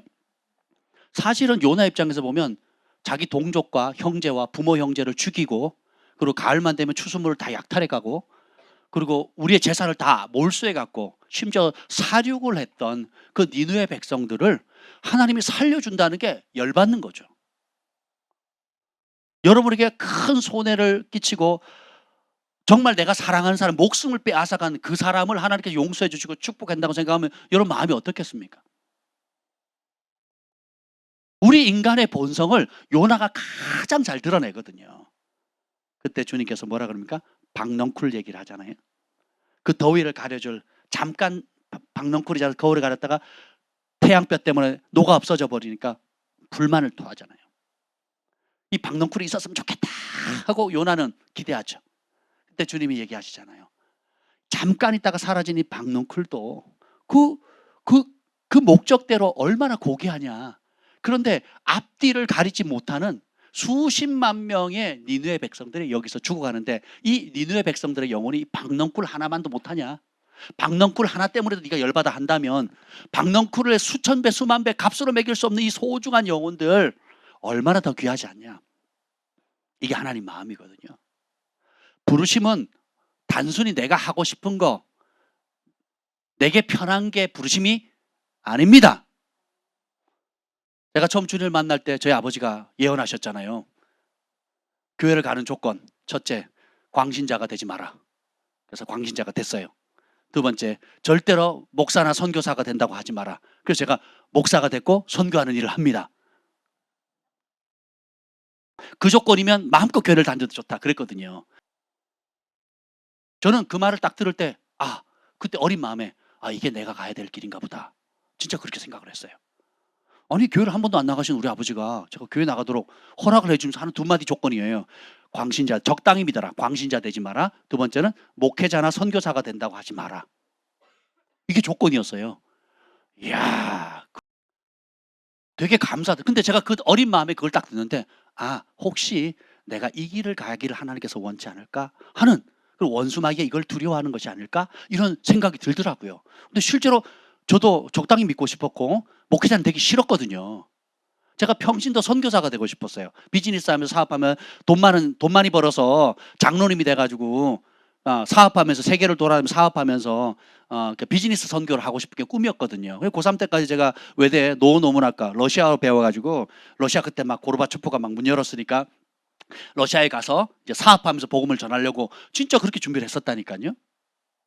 근데 하나님이 고3 때 주일 예배 저녁 시간에 성령께서 임하셔가지고 시편 23편의 말씀을 통해서 제 삶의 방향을 완전히 바꿨죠. 어쩌면 여러분들이 가장 하기 싫은 거, 가장 부담스러워하는 거, 가장 이것만은 안 돼요, 요것만은 안 돼요 하는 그게 부르심이라니까요. 저는 거꾸로 얘기하잖아요. 근데 그 부르심에 순종하고 나면 어떤 현상이 생기는 줄 아세요? 이것처럼 나한테 맞는 일이 없어요. 전에는 그렇게 하기도 싫고 쳐다보기도 싫고 절대로 이건 안 돼요 했던 그것이 내가 마음을 바꿔서 이게 하나님께서 나를 원래 지으신 목적이구나 라고 생각을 하면 어떻게 돼요? 그것처럼 즐거운 게 없습니다. 전 죽었다 다시 태어나도 이 부르심을 하나님 허락하신다면 다시 일을 하고 싶어요. 이것처럼 좋은 직업이 없습니다, 여러분. 출근 시간도 없고요. 퇴근 시간도 없어요. 누구라도 만나면 사역이에요. 안 만나면 주님과 교제하는 시간이에요. 사람 만나면 복음을 전하는 시간이에요. 이해가 되세요? 아무도 없죠? 그럼 나는 모세가 광야에서 주님을 독대한 것처럼, 엘리야가 광야에서 독대한 것처럼, 그러니까 존재 자체가 축복이고 선물이고 존재 자체가 복음을 전하는 도구가 되는 거예요. 이런 복이 어디 있습니까? 그리고 값으로 매길 수 없는 열매들이 있잖아요. 가정이 변화되고 영혼이 구원받고 지옥 가던 영혼이 천국 가는데 이걸 값으로 매길 수 있습니까? 그리고 하나님의 성령의 역사로 말하면 치유가 일어나고 예언을 통해서 부르심이 깨워지고, 그리고 말로 다 표현할 수 없는 하나님의 아름다운 일들, 어둠으로부터 자유케 되는 이런 놀라운 역사가 있는데, 아니 이 가치를 몰랐으니까 안 해요, 못 해요, 절대로 그것만큼은 안 해요 했던 그것이 지금은 어떻게 해요? 야, 나 같은 사람을, 이렇게 부족한 나를 그런 자리로 부르셨다. 진짜 괴수밭도 못한 나를, 죄인 중에 짐승 같은 나를 구원해 주셨다고 바울이 고백했던 것처럼, 야, 감사하죠. 이제는 기도가 바뀌었어요. 주님 제발 버리지 마시고, 제발 좀 제가 부족하더라도 좀 붙잡아 주시고 긍휼을 베풀어 달라고. 엘리 제사장은 그 분깃을 빼앗겼잖아요. 사울 왕도 뺏기잖아요. 주님 그렇게 하지 마세요. 불쌍히 여기세요. 마치 내가 삼손 같을지라도 삼손을 그 마지막 때에 돌이키셔서 하나님께 좋은 기하게 쓰셨던 것처럼, 솔로몬을 중간에 인생의 황금기는 놓쳤다 할지라도 마지막에 돌이켜서 전도서와 그 다음에 잠언 같은 이런 주옥 같은 하나님의 지혜를 담게 해가지고 그 이후에 오는 수많은 세대들에게 인생의 참된 의미를 깨닫게 하는 축복의 통로가 되었던 것처럼, 하나님 나를 붙잡아 주세요.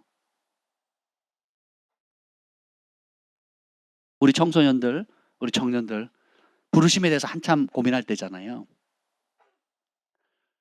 내가 하고 싶어 하는 그 일이 하나님의 뜻이 아니에요. 먼저 내 마음 중심이 하나님, 내가 원하는 한 가지 주님의 기쁨 되기를 원합니다. 주님이 무엇을 말씀하시든지 말씀하옵소서 듣겠습니다 하는 순간, 야, 전혀 다른 세계가 열립니다. 고등학교 때 이거 하고 싶어요, 저거 하고 싶어요, 이것도 하고 싶고 저것도 하고 싶어요. 계속 제가 변덕스럽다는 걸 알게 됐어요. 고1 때 하고 싶은 거 고1 때 틀리고요, 고2 때 하고 싶은 거 고3 때 또 틀리더라고요. 그러다가 제가 어느 날 기도하는데 하나님 지혜를 주시더라고요. 이렇게 기도하는 거예요. 주님, 내가 소원하는 것이 계속 변덕스럽게 바뀌는데, 저도 주님이 내가 바뀔 때마다 응답을 해주셨더라면 정말 인생이 복잡했을 것 같아요. 주님, 나는 이렇게 변덕스러운데 내가 원하는 거 말고 하나님 창세 이전부터 하나님이 원래 계획하셨던 하나님의 계획, 하나님이 나를 향해 주신 마련하신 부르심, 소명의 길을 알려주세요 라고 기도를 했거든요. 그랬더니 하늘의 초자연적인 평강이 확 몰려오더라고요. 바로 응답이 오지 않았지만 제가 기도를 바꿨어요. 내가 하고 싶어요. 나로부터 시작되는 기도는 평강이 없었어요. 변덕스러웠어요. 나도 못 믿겠어요. 그런데 나로부터 하는 게 아니라 하나님은 무엇을 원하세요? 하나님 나를 이 땅에 보내신 이유가 뭐예요? 하나님 기뻐하는 그게 뭐예요? 라고 주어만 바꿨더니 이루 말할 수 없는 평강이 오는 거예요. 얼마나 감사하든지. 그리고 하나님의 타이밍에 주님이 성령께서 만져주셨고 음성을 들려주셨고, 그래서 하나님이 정하신 그 길을 발견했어요. 그리고 그 자리에 지금까지 우여곡절이 많았지만 이 자리까지 하나님께서 붙들어 주셨습니다. 인도하셨어요. 그리고 앞으로도 이끄실 겁니다. 제일 큰 행복은 하나님의 부르심의 자리에 머무는 거예요. 천사들은 그 큰 영광이 있었지만 루시퍼, 야, 대단하죠? 근데 요놈이 혼자 꼭 이 자리에 있어야 돼?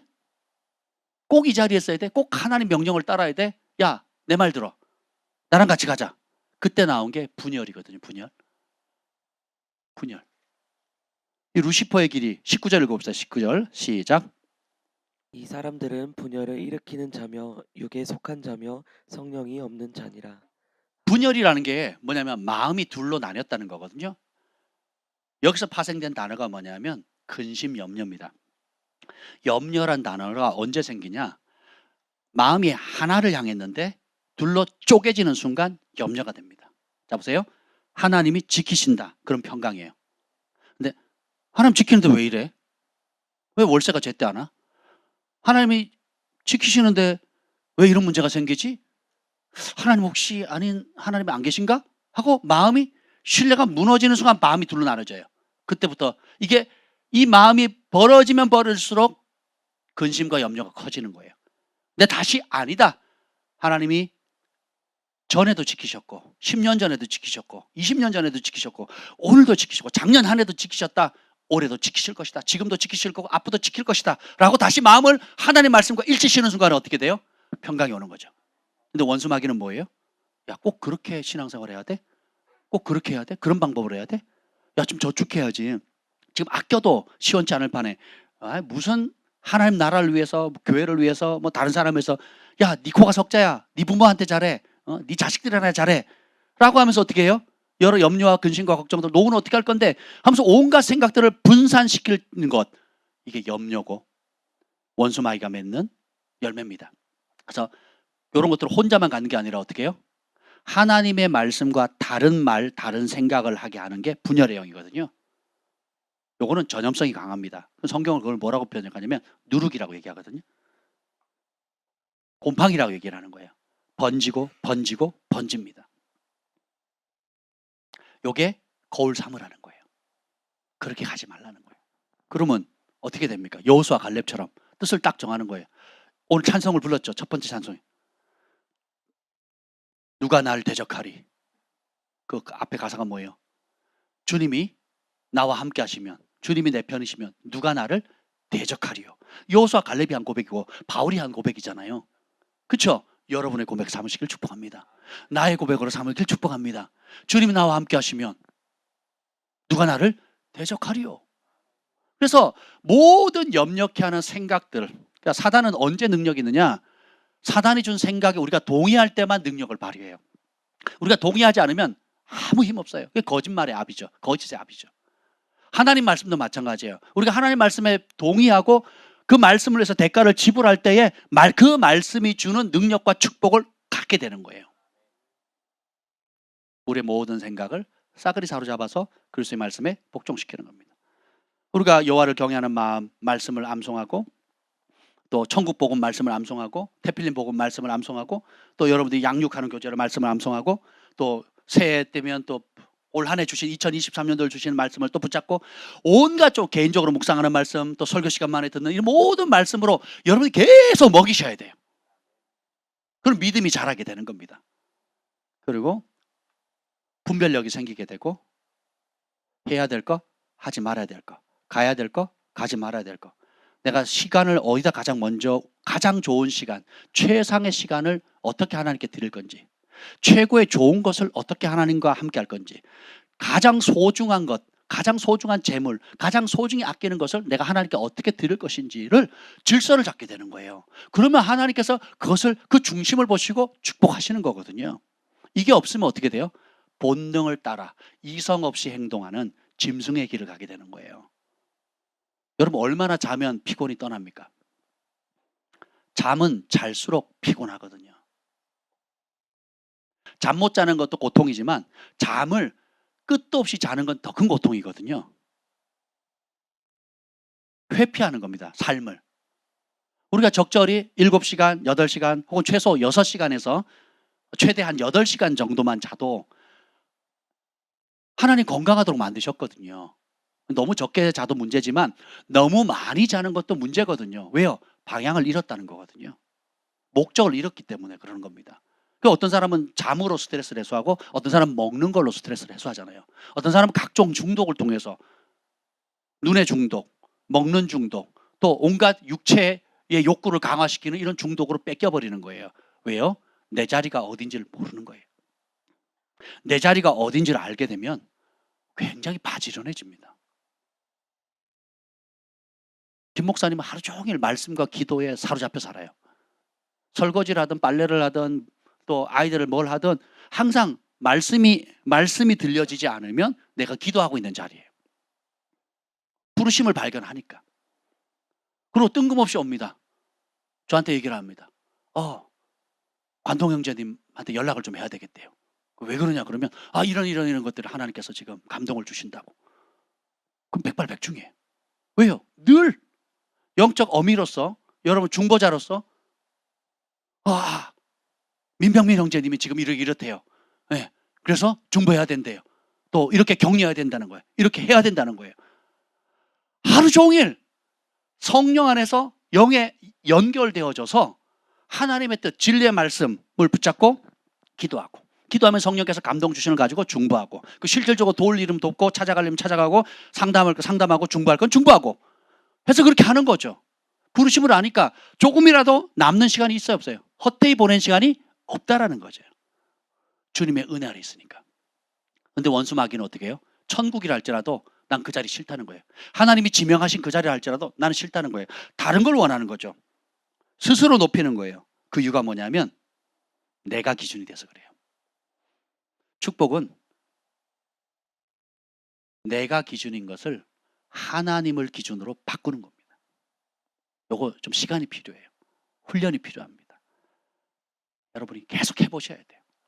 한 가지라도 자꾸 말씀 붙잡고 순종하는 훈련을 하셔야 돼요. 여기에 최고의 적이 뭔지 아세요? 편리함입니다.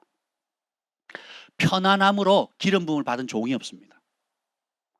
내 삶의 여러 작은 삶의 시즌들 가운데 편리함을 택하는 습관은요, 하나님의 은혜를 못 받습니다. 능력을 못 받아요. 야곱이 언제 이름으로 바뀌나요? 밤새 철야하거든요. 씨름하거든요. 엘리야가 3년의 기근을 어떻게 멈춥니까? 7번 무릎과 무릎 사이에 머리를 쳐박고 기도하거든요. 편한 자세예요, 불편한 자세예요? 불편한 자세거든요. 원수 마귀가 교회에 뿌린 못된 독 중에 하나가 뭔지 아세요? 편리함이 축복이라는 거. 우리 자녀들이 편리하게, 편안하게 원하는 학교, 원하는 대학, 원하는 뭐 이루는 거, 그 복 아니에요, 여러분. 오히려 때때로 그런 편안함과 편리함이 있을지라도 내가 하나님의 말씀 때문에 대가를 지불하고 남들이 가고 싶어하는 학교도 안 가거나 남들이 받고 싶어 하는 누리고 싶은 혜택도 안 받는 믿음 때문에, 말씀 때문에 선택해야 될 시즌이 오거든요. 그때 선택할 수 있는 용기를 불어넣어주는 거, 그래서 실제로 손해를 감내하는 거, 그때 하늘이 주목하는 거예요. 그때 진짜 하나님의 사람이 되는 겁니다. 다니엘이 언제 10배나 탁월한 지혜를 받습니까? 뜻을 정했죠. 왕의 진물을 안 먹을 때거든요. 여러분이 청와대에 맨날 초청받아서 삼시세끼 밥 준다 생각해 보세요. 누가 거부하겠습니까? 누가 거부하겠냐고요. 다니엘과 그 세 친구는 뜻을 정해서 거부하거든요. 입을 달달하게 하고 배를 부르게 하고 안락하게 만드는 걸 거부하거든요. 뭐 때문에? 말씀 때문에. 모세는요, 히브리서에 보면 모세를 이렇게 평가합니다. 바로의 공주의 아들이라 칭함받기를 거부하고 애굽의 모든 보화보다 하나님의 백성과 함께 고난받는 것을 더 큰 보화로 여겼거든요. 우리 그리스도인들은 거꾸로 살아갑니다. 반대로 살아가죠. 우리 교회가 얼마나 춥습니까, 여러분? 죄송합니다. 춥게 해서. 저희 집은 더 춥거든요. 여러분의 집이 제일 따뜻해요. 제가 신방하면 신방도 잘 안 하지만 신방하면 제일 부러운 게 뭔지 아세요, 여러분? 너무 따뜻해요. 여러분 집 너무 따뜻해요. 저희 집은요, 진짜 춥습니다. 진짜 춥게 살거든요. 난방비 아낀다고. 가평은요, 얼음입니다. 얼음입니다. 저희가 안 가면 아마 실내도 고드름 열릴 거예요. 얼음입니다. 하나님 주신 혜택을 우리가 감사함으로 누리는 것도 복이지만 내가 편리함으로 모든 걸 다 누리고 난 다음에 찌끄레기로 주의 일을 하려고 하는 그 발상을 버리지 않는 한 하늘의 은총과 기름 부음은 못 받습니다. 항상 내 거 먼저 챙기고 내가 좀 더 편하고 내가 좀 더 누린 다음에 남는 시간, 남는 돈, 남는 여력 가지고 뭘 하려고 하면서 하나님께 구하는 건 엄청 큽니다. 내 자식은 이렇게 잘 돼야 되고 내 사업과 내 직장은 이렇게 잘 돼야 되고 나는 어떻게 돼야 되고, 정작 내가 하나님 앞에 예배라는 게 뭐예요? 하나님께 드리러 오는 거잖아요. 예배라는 게 기본적인 전제가 하나님께 그간 한 주 동안 베푸신 은혜 받은 거에 감사함을 깨달아서 그 베푸신 은혜 감사함을 드리러 오는 시간이거든요. 근데 우리 영적 수준이 낮다 보니까, 한국 교회 수준이 낮다 보니까 받으러 오는 것이 당연한 걸로 생각을 하거든요. 하나님은 그 9명의 문둥자가 아닌 1명의 문둥병자가 와서 돌아와서 그 감사를 표현할 줄 아는 그런 사람 오늘도 찾고 계시는 거예요. 300데나리 향유를 깨뜨리는 그 은혜에 감사해서 전부를 주신 주님께 전부를 드린 사람 필요하거든요. 편리함의 영을 깨뜨리셔야 돼요. 예수님이 하루 종일 사역하고 피곤하셔서 일찍 들어와서 주무시면 되죠. 그리고 내일 아침에 또 일찍 일어나서 기도하면 되시는데 그렇게 안 하시거든요. 습관을 쫓아. 여러분은 어떤 경건의 습관을 가지고 있습니까? 만들어 가셔야 되거든요. 여러분은 경건의 습관에 익숙한 게 아니고 편리함의 습관에 쩔어 있거든요. 여러분 나이만큼. 편리함의 습관에 쩔어 있는 거예요. 좀 더 자자, 좀 더 눕자, 좀 더 편하자. 그리고 주의 일, 하나님의 나라, 주님의 몸된 교회, 주님의 백성들을 향한 마음 씀씀이보다 나, 내 가족, 내 아내, 내 남편, 내 새끼, 내 일, 내 사업에 이런 패턴이 여러분의 나이만큼 쩔어 있는 거거든요.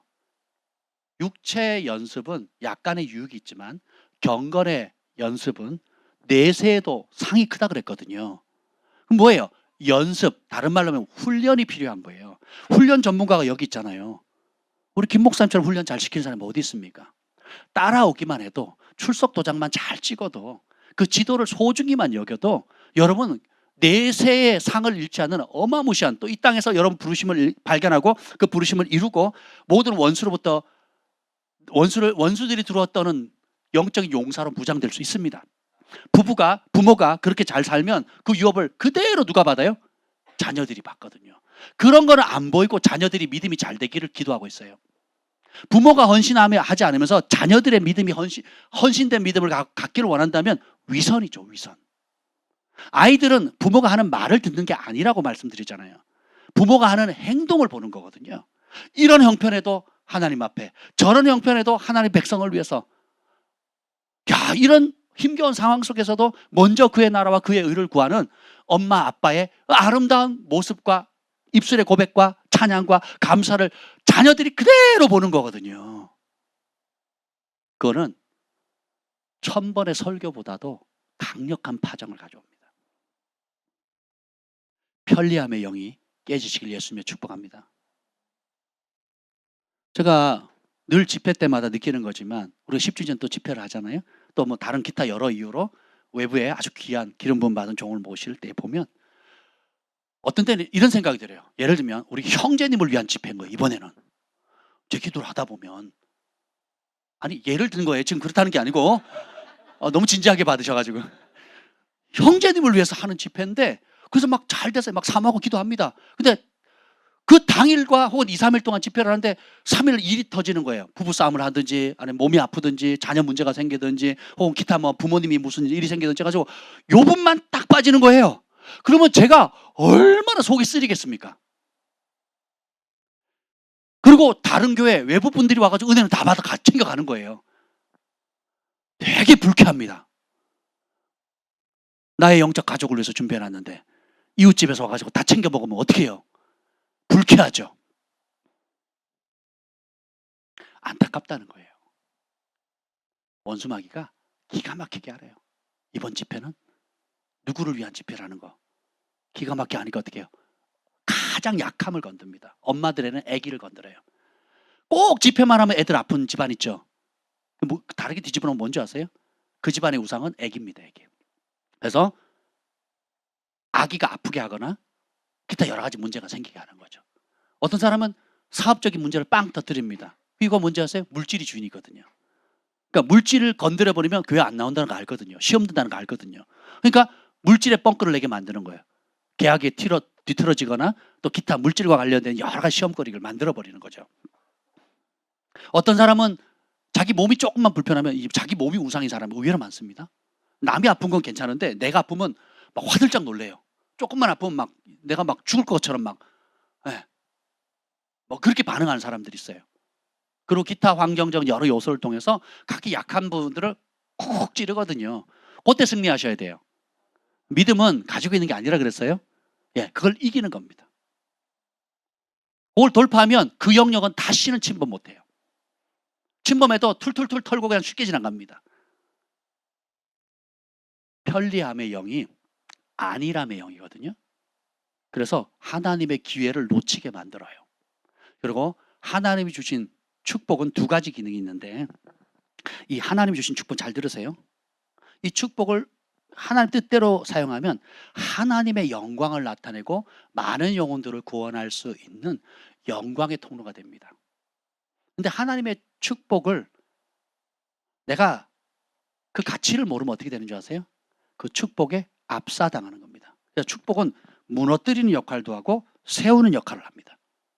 이 축복 안에는 영적인 축복도 있어요. 은사들, 뭐 다양한 영적 축복도 있고, 실질적인 축복들, 집이나 전토나 뭐 재물이나 승진이나 권위나 이런 다양한 것들이 있습니다. 이것을 하나님께서 허락하실 때 이스라엘 백성에게 하나님이 축복을 행하셨을 때는 무너지는 기능을 했거든요.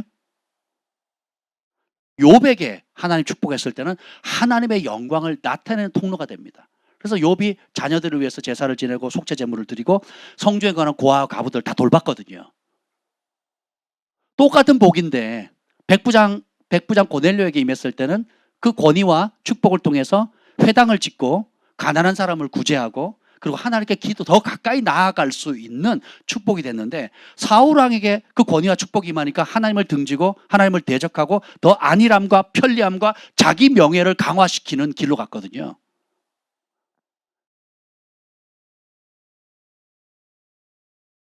내가 편리하고자 하는 이 생각이 깨지지 않으면 여러분은 오늘 이스라엘 백성이 받았던 저주의 길로 갑니다. 근데 나로부터 시작하지 않고 주로부터 시작하고 하나님의 말씀으로부터 시작하면 여러분들이 깨어있게 돼요. 그리고 내 것이 아니구나, 맡겨졌구나, 청직이구나, 주인의 뜻을 구하게 돼요. 주인이 있으라는 자리에 있게 돼요.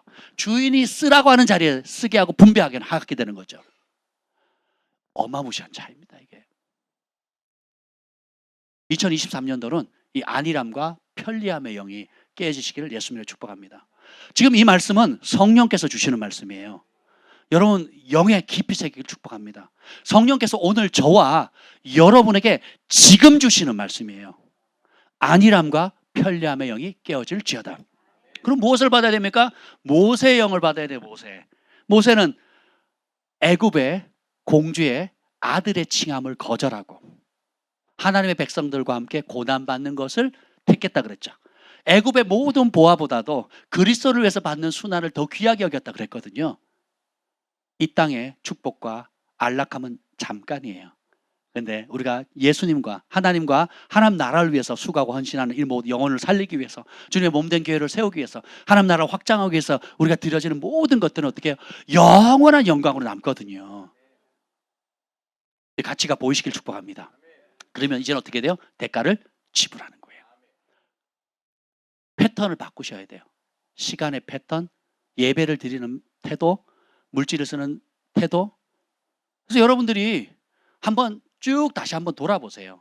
내가 지금 가장 좋은 시간을 하나님께 드리고 있는가? 아니면 내 할 거 다 하고 찌꺼기 시간 드리고 있는가? 내가 가지고 있는 하나님 주신 여러 분복들인데 그중에 가장 좋은 것을 하나님께 먼저 하는 습관을 아직도 못 가지고 있는가? 일단 내 거부터 챙기고, 일단 내 거부터 편하고, 일단 내 거부터 확보가 된 다음에, 막 아이들 보면 사탕 주면 일단 자기 거부터 챙기잖아요. 네. 그리고 충분하다 싶을 때까지 챙겨요. 그리고 제가 이 정도 있어야 안전하다고 생각할 때 하나 달라면 줍니다. 아이들은. 이런 영적인 단계가 빨리 깨져야 돼요. 어떻게 되겠습니까? 주님 말씀하신 대로 먼저 그의 나라와 그의 의를 구하라. 먼저 하나님의 나라와 하나님의 뜻을 구하는 삶. 체질 전환하는 거예요. 그럼 실질적으로 여러분 표를 그리셔요. 표를. 재정, 시간, 삶, 우선순위들. 그래서 그중에 하나님 앞에 300데나리의 극상품의 향유를 드렸던 여인처럼 내가 가지고 있는 최고의 것으로 어떻게 하나님을 섬길지를 물어보세요. 그렇게 기뻐하세요, 하나님이. 어릴 때는 코 묻은 거 줘도 받고 먹다 남은 찌꺼기 줘도 엄마가 이쁘다고 받아 먹지요. 다 큰 어른이 그러면 추하거든요. 그렇지 않습니까? 근데 한번 생각해 보세요, 여러분이. 우리 각자에게 주신 분복, 은혜가 다 다른데 내게 주신 가장 아름다운 거, 내가 가장 아끼는 거, 가장 소중히 여기는 것을 가지고 하나님의 나라와 몸된 교회와 믿음의 형제자매들과 도움이 필요한 많은 또 성령께서 이끄시는 보여주시는 주님의 마음이 있는 그 자리에 어떻게 사용할 것인지를 묵기라도 한번 해보세요. 질문 자체를 할 생각을 안 합니다. 이런 질문 자체를 하나님께 안 해요. 김 목사님 늘 강조하잖아요. 좋은 질문을 하면 좋은 답이 온다고. 가장 좋은 질문 중에 하나입니다. 그러면 주님께서 그 질문 자체를 얼마나 기뻐하시는데요. 모든 기적과 은총과 축복은 그냥 오는 게 아니에요. 받을 행동을 하거든요. 받을 행동은 받을 마음의 준비가 되어 있는 사람이에요. 그 마음의 준비가 어떻게 해요? 우리 하나님이 어떤 분인가를 아는 사람이에요. 감사하는 마음이거든요. 사울왕은 하늘의 부르심을 버렸어요. 다른 기준을 가지고 있거든요. 다른 생각을 가지고 있어요. 근데 반대로 300데나리의 향유를 부은 여인은 감사하는 마음이 있었거든요. 교만의 반대가 뭐예요? 겸손이잖아요. 오늘 이 천사들의 가장 큰 문제는 뭐예요? 능력도 있고 영광도 있었지만 하나님이 지정하신 자리를 떠나요. 하나님의 부르심의 자리를 떠나거든요. 이걸 이길 수 있는 방법은 뭐예요? 그러면 하나님의 부르심의 자리를 감사하는 거예요. 먼저는 그 자리를 발견하고 그리고 그 자리를 감사하는 겁니다. 제가 많은 사람들을 만나고 많은 곳을 돌아다니다 보니까 하나님이 주목해 보시는 분들은 진짜 말씀 그대로예요. 적은 일에 충성된 사람을 하나님께서 더 큰 일을 맡기시더라고요. 강력한 예언의 기름 받은 어떤 목사님이 계셨는데 일반 평신도 집사님이었어요. 집회를 하면 신발장 정리하고 집회 장소도 못 들어가고 화장실 청소하던 분이거든요. 그렇게 하지 않아도 되는 위치였어요. 그렇게 하지 않아도 되는, 오히려 내가 마음만 먹으면 가장 앞자리에 가장 좋은 자리에 가장 큰 기름 부음을 받을 수 있는 위치임에도 불구하고 스스로 낮춰서 신발 정리하고 그리고 자리가 다 차니까 못 들어가니까 화장실 청소를 했거든요. 그런데 그걸 몇 년을 한 거예요. 몇 년을. 근데 어느 날 화장실을 청소하는데 하나님의 영이 임한 거예요. 그리고 안 보이는 게 보이고 안 들리는 음성이 들리는 거예요. 그래서 일약 강력한 기름 부음 받은 종으로 하나님이 쓰시더라고요. 근데 그분이 해외에 잠깐 살 때도 새 차를 뽑은 거예요. 새 차를 뽑았는데 어떤 현상이 생겼느냐, 담임 목사님 차가 너무 허름한 거, 오래된 차인 거예요. 그 기도를 하는데 성령께서 불편함을 주는 거예요. 아니, 영적 아비는 허름한 차를 타는데 나는 최신 차를 뽑았다고. 그래서 남편하고 얘기를 해가지고 가서 새 차를 그 목사님한테 드린 거예요.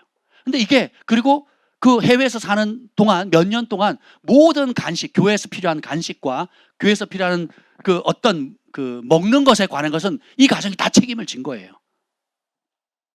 이런 사람은 어디를 가더라도 삶의 우선순위가 하나님과 그리스도의 몸된 교회예요. 그러니까 이것이 단련되어지고 그 이름 없는 자리, 빛도 없는 자리 속에서 자기의 주신 분복을 따라서 최선을 다하는 삶, 그 사람이 복을 받습니다. 저희 교회도 시작할 때부터 지금까지 한결같이 자리를 지키시는 분들이 계세요. 제가 유심히 봅니다. 근데 어느 날 탁 깨닫더라고요. 이 코로나를 딱 지나고 나니까 처음부터 지금까지 함께 하신 분들에게 하나님이 어떤 은혜를 베푸셨는가 한번 생각하는데 막 감동이 오는 거예요. 감동이. 제가 이 자리에 공개적으로 나눌 수는 없지만 그 한 분 한 분들에게 베푸신 하나님의 은혜를 생각하니까 막 제가 보람이 있는 거예요. 제가 다 행복한 거예요. 모든 분이 다 그 복을 받았으면 좋겠지만 중간에 이런저런 상황이나 여건이나 또 견디지 못하고 또 내 속에 있는 상처들을 이기지 못하고 그 이기지 못하는 주된 뿌리가 뭐냐면 권위자에 대한 상처거든요. 거역의 영이거든요. 고라도 지금 나오죠. 여기 보면 나오죠. 11절 읽어보겠습니다. 시작. 화 있을진저 이 사람들이여 가인의 길에 행하였으며 삭스를 위하여 발람의 어그러진 길로 몰려갔으며 고라의 폐역을 따라 멸망을 받았도다. 고라의 길이 왜 위험하냐면 꼭 그렇게 해야 돼요? 꼭 모세를 따라야 돼? 꼭 아론을 따라야 돼? 꼭 그렇게 해야 돼? 꼭 저 사람이 해야 되는 거예요? 내가 하면 더 잘할 수 있는데. 내 방식이 더 좋을 수 있는데. 목사님은 이 부분이 전문가가 아니잖아요. 세상 일은 제가 더 전문가예요. 라고 생각을 한다면 굉장히 안타깝죠. 고라는 자아가 강한 사람이거든요. 들을 마음이 없어요. 그리고 내 길이 최선이다. 고라는 천부장이거든요. 천부장. 굉장한 권력을 가지고 있는 사람인데 그 자기 처소를 떠나요. 더 큰 권력을 원하는 거예요. 그래서 고라가 250명을 끌어들이잖아요. 그리고 지도자들을 얼마나 큰 파장입니까? 천부장 250명이면 얼마예요? 짝으로 이룬다 치더라도 꽤 많잖아요. 그죠? 그 어마무시한 세력을 형성한 거예요. 그래서 이런 권위를 인정하고 자기 죄를 떠나면 분열시킨다 그랬잖아요. 분열시키면서 성령은 없는 자라 이렇게 표현이 나오죠. 성령을 따르기보다는 성령의 역사를 거부하고 내 육체의 욕구와 아픈 상처와 그래서 내 길이 최고다, 내 방식이 최고다 이걸 안 버리는 거예요. 따라합시다. 하나님이 세우셨습니다. 하나님이 위임하셨습니다. 그래서 겸손한 사람은 모든 영들의 아버지신 하나님을 최고의 권위자로 인정합니다. 그리고 그분이 세우신 영적 질서, 첫 번째 제5계명인 육신의 부모를 공경하는 데 인정을 받아요. 그리고 두 번째 하나님이 몸된 교회 안에 세우신 영적 아비 어미의 권위 아래 거하기를 즐거워합니다.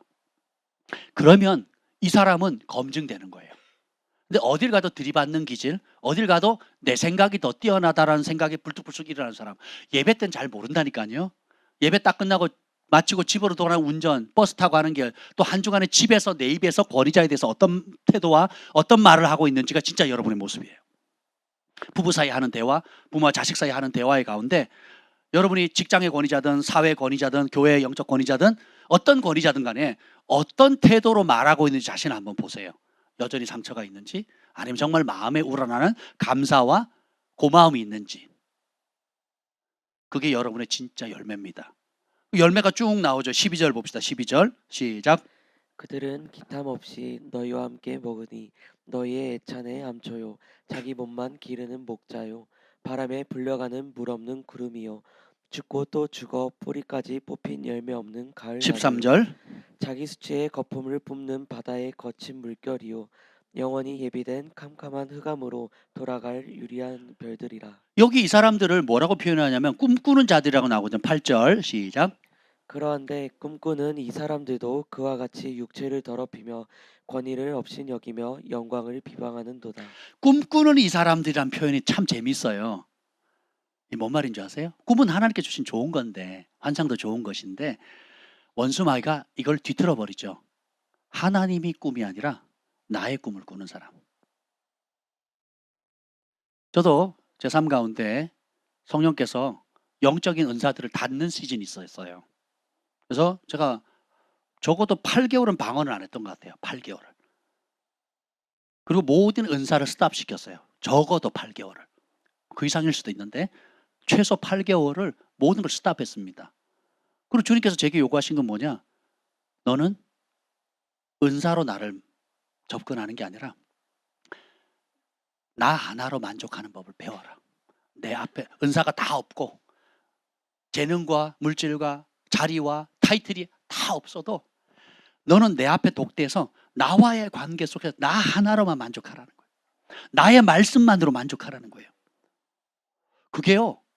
그 시즌 되게 어려웠거든요. 힘들었거든요. 그런데 그 시즌을 갖는 순간에 내 안에 얼마나 많은 불순물이 있는가 보이더라니까요. 하나님을 사랑한다고 하지만 하나님의 일을 더 사랑해요.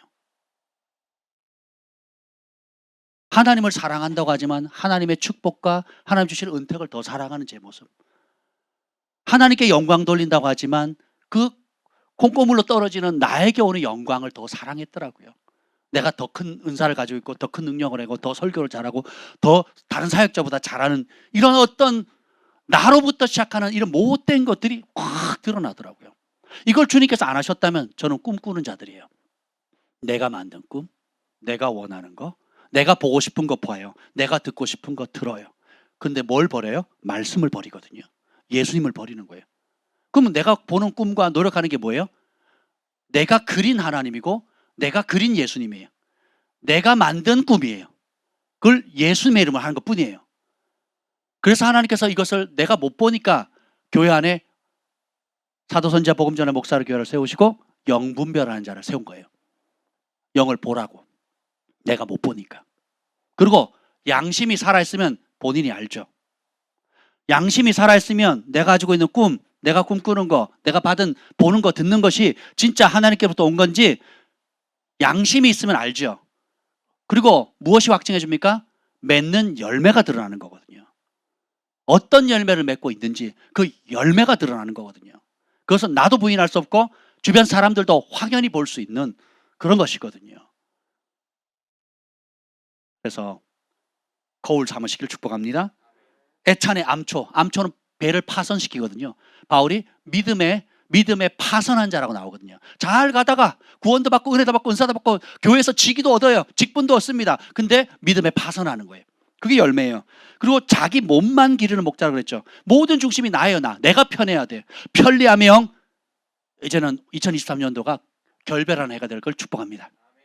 안일하며 편리하며 내가 편한 거, 내 자녀가 편한 거, 내 남편이 편한 거, 내 집이 편한 거, 이 편리함의 영이 깨지셔야 돼요. 오히려 그리스도를 위해서 고난받는 거, 그리스도를 위해서 손해보는 거, 그리스도를 위해서 아끼는 거, 그리고 다른 사람을 위해서, 주님의 나라를 위해서, 몸된 교회를 위해서, 하나님의 사역자들과 사람들, 선교사님들을 위해서 스스로 고난을 선택하는 거예요. 이게 성숙한 사람입니다. 자기 몸만을 위하는 성향을 끊어버리는 거예요. 열매 없는 가을나무, 죽어서 뿌리가 뽑혔다 그랬죠. 이파리는 살아있어요. 줄기도 있어요. 껍데기는 가지고 있는데 돌아보면 열매가 없어요. 지난 한 해 어떤 열매를 맺었는가 한번 살펴보세요, 여러분. 내가 스스로 객관적으로 보기 어렵다. 그럼 셀리더한테 물어보세요, 진지하게. 입에 발린 칭찬 말고 실제로 어떤 열매를 맺고 있고 어떤 부분이 약한지 한번 들어보세요.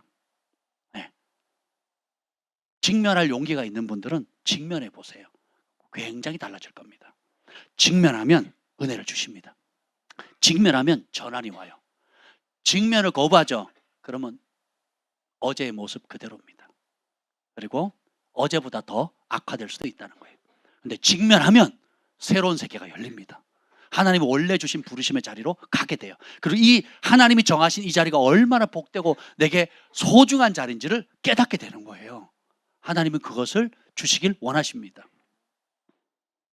수치의 거품을 뿜는 파도라 그러죠. 파도의 특징이 뭐예요? 화려해요. 막 영향이 큰 것 같습니다. 근데 거품이 나요. 근데 어떤 거품? 수치스러운 거거든요. 영광이 아닌 수치예요. 하나님의 말씀과 기준을 떠나서 맺는 모든 열매는 수치예요. 수치. 마지막으로 유리하는 별이라 그랬죠. 방향을 잃은 거예요. 바람 부는 대로, 또 내 욕심에 이끌리는 대로, 또 귀가 얇아요. 이런 분들은 귀가 얇아서 들리는 대로 그냥 휘청휘청합니다. 여러분 특별히 이건 정하시면 좋을 것 같아요. 저희가 부족하지만 하나님 세우셨잖아요. 김 목사님과 제가 어떤 말씀을 통해서 기준을 이렇게 정하죠. 그러면 여러분이 이런저런 대화를 나눌 때에 혹은 또 바깥에서 가정에서 대화를 나눌 때에 하나님이 정한 이 말씀과 다른 이야기를 하는 것들을 여러분들이 스스로 거절하는 훈련을 해보세요. 분별력이 급상승합니다. 그리고 다른 이야기 하는 거를 두려워해 보세요. 하나님의 말씀과 다르게 말하는 것을 두려워하는 습관을 가져보세요. 하나님이 자기를 경외하는 자에게 인자를 베푸시거든요. 이 자기를 경외한다는 말, 이 경외라는 게 두려워한다는 거잖아요. 그분의 말씀과 다른 말 하는 거를 두려워해야 돼요. 왜냐하면 이 에녹이 한 예언이 뭐예요? 주를 경외하지 않는 자들이 주를 거슬려서 한 모든 불경건한 말들이거든요.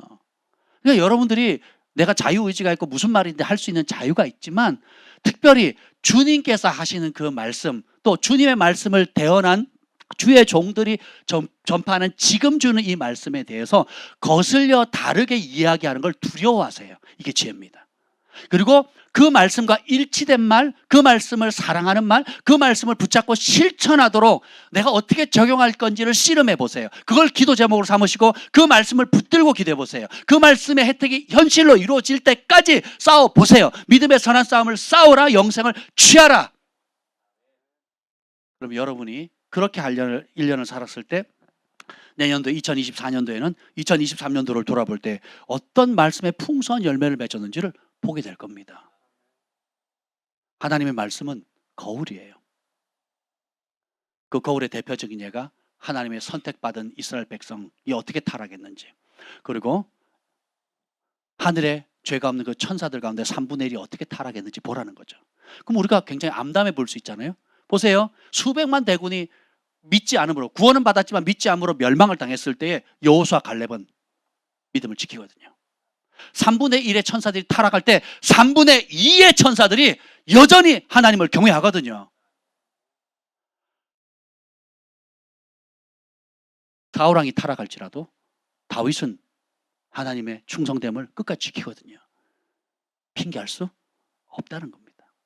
결국 우리의 마음의 선택에 달려 있습니다. 오늘 이런 말씀을 주신 이유가 뭘까요? 본보기 삼아라, 거울 삼아라. 경계할 것은 경계하고 내가 믿음으로 취할 것은 취하라 이거예요. 주님께서 우리 글파와 또 한국교회 가운데 진짜 뭔가 큰 움직임을 주실 것 같아요. 그냥 그렇게 됐으면 좋겠다는 마음에서 하는 얘기가 아니에요. 실제로 이 영적 세계 안에 하나님께서 뭔가 큰 지각 변동을 일으키고 계시는 것 같아요. 우리가 다른 그 어느 때보다도 하나님께서 이제 우리가 다 알지는 못하지만 예비하신 그 은혜와 축복을 받을 수 있는, 담을 수 있는 그릇을 우리가 준비해야 됩니다.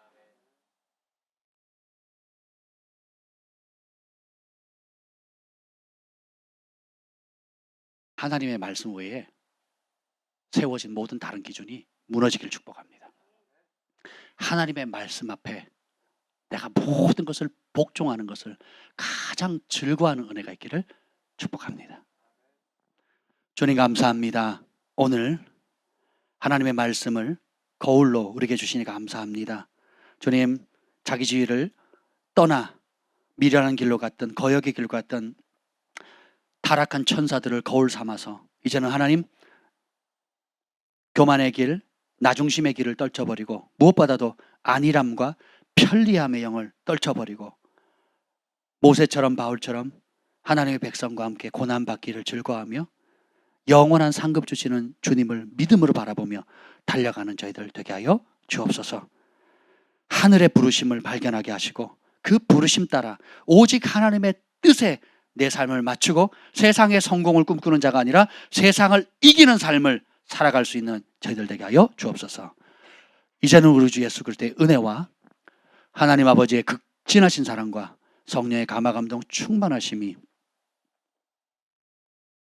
오직 하나님을 가장 크게 생각하며 하나님을 가장 기뻐하며 하나님 앞에 살기로 결정하는 사랑하는 우리 글로벌 파이어 가족들을 위해 또 함께 예배드리는 모든 열방의 영혼들 위해 영원토록 함께 있을지어다.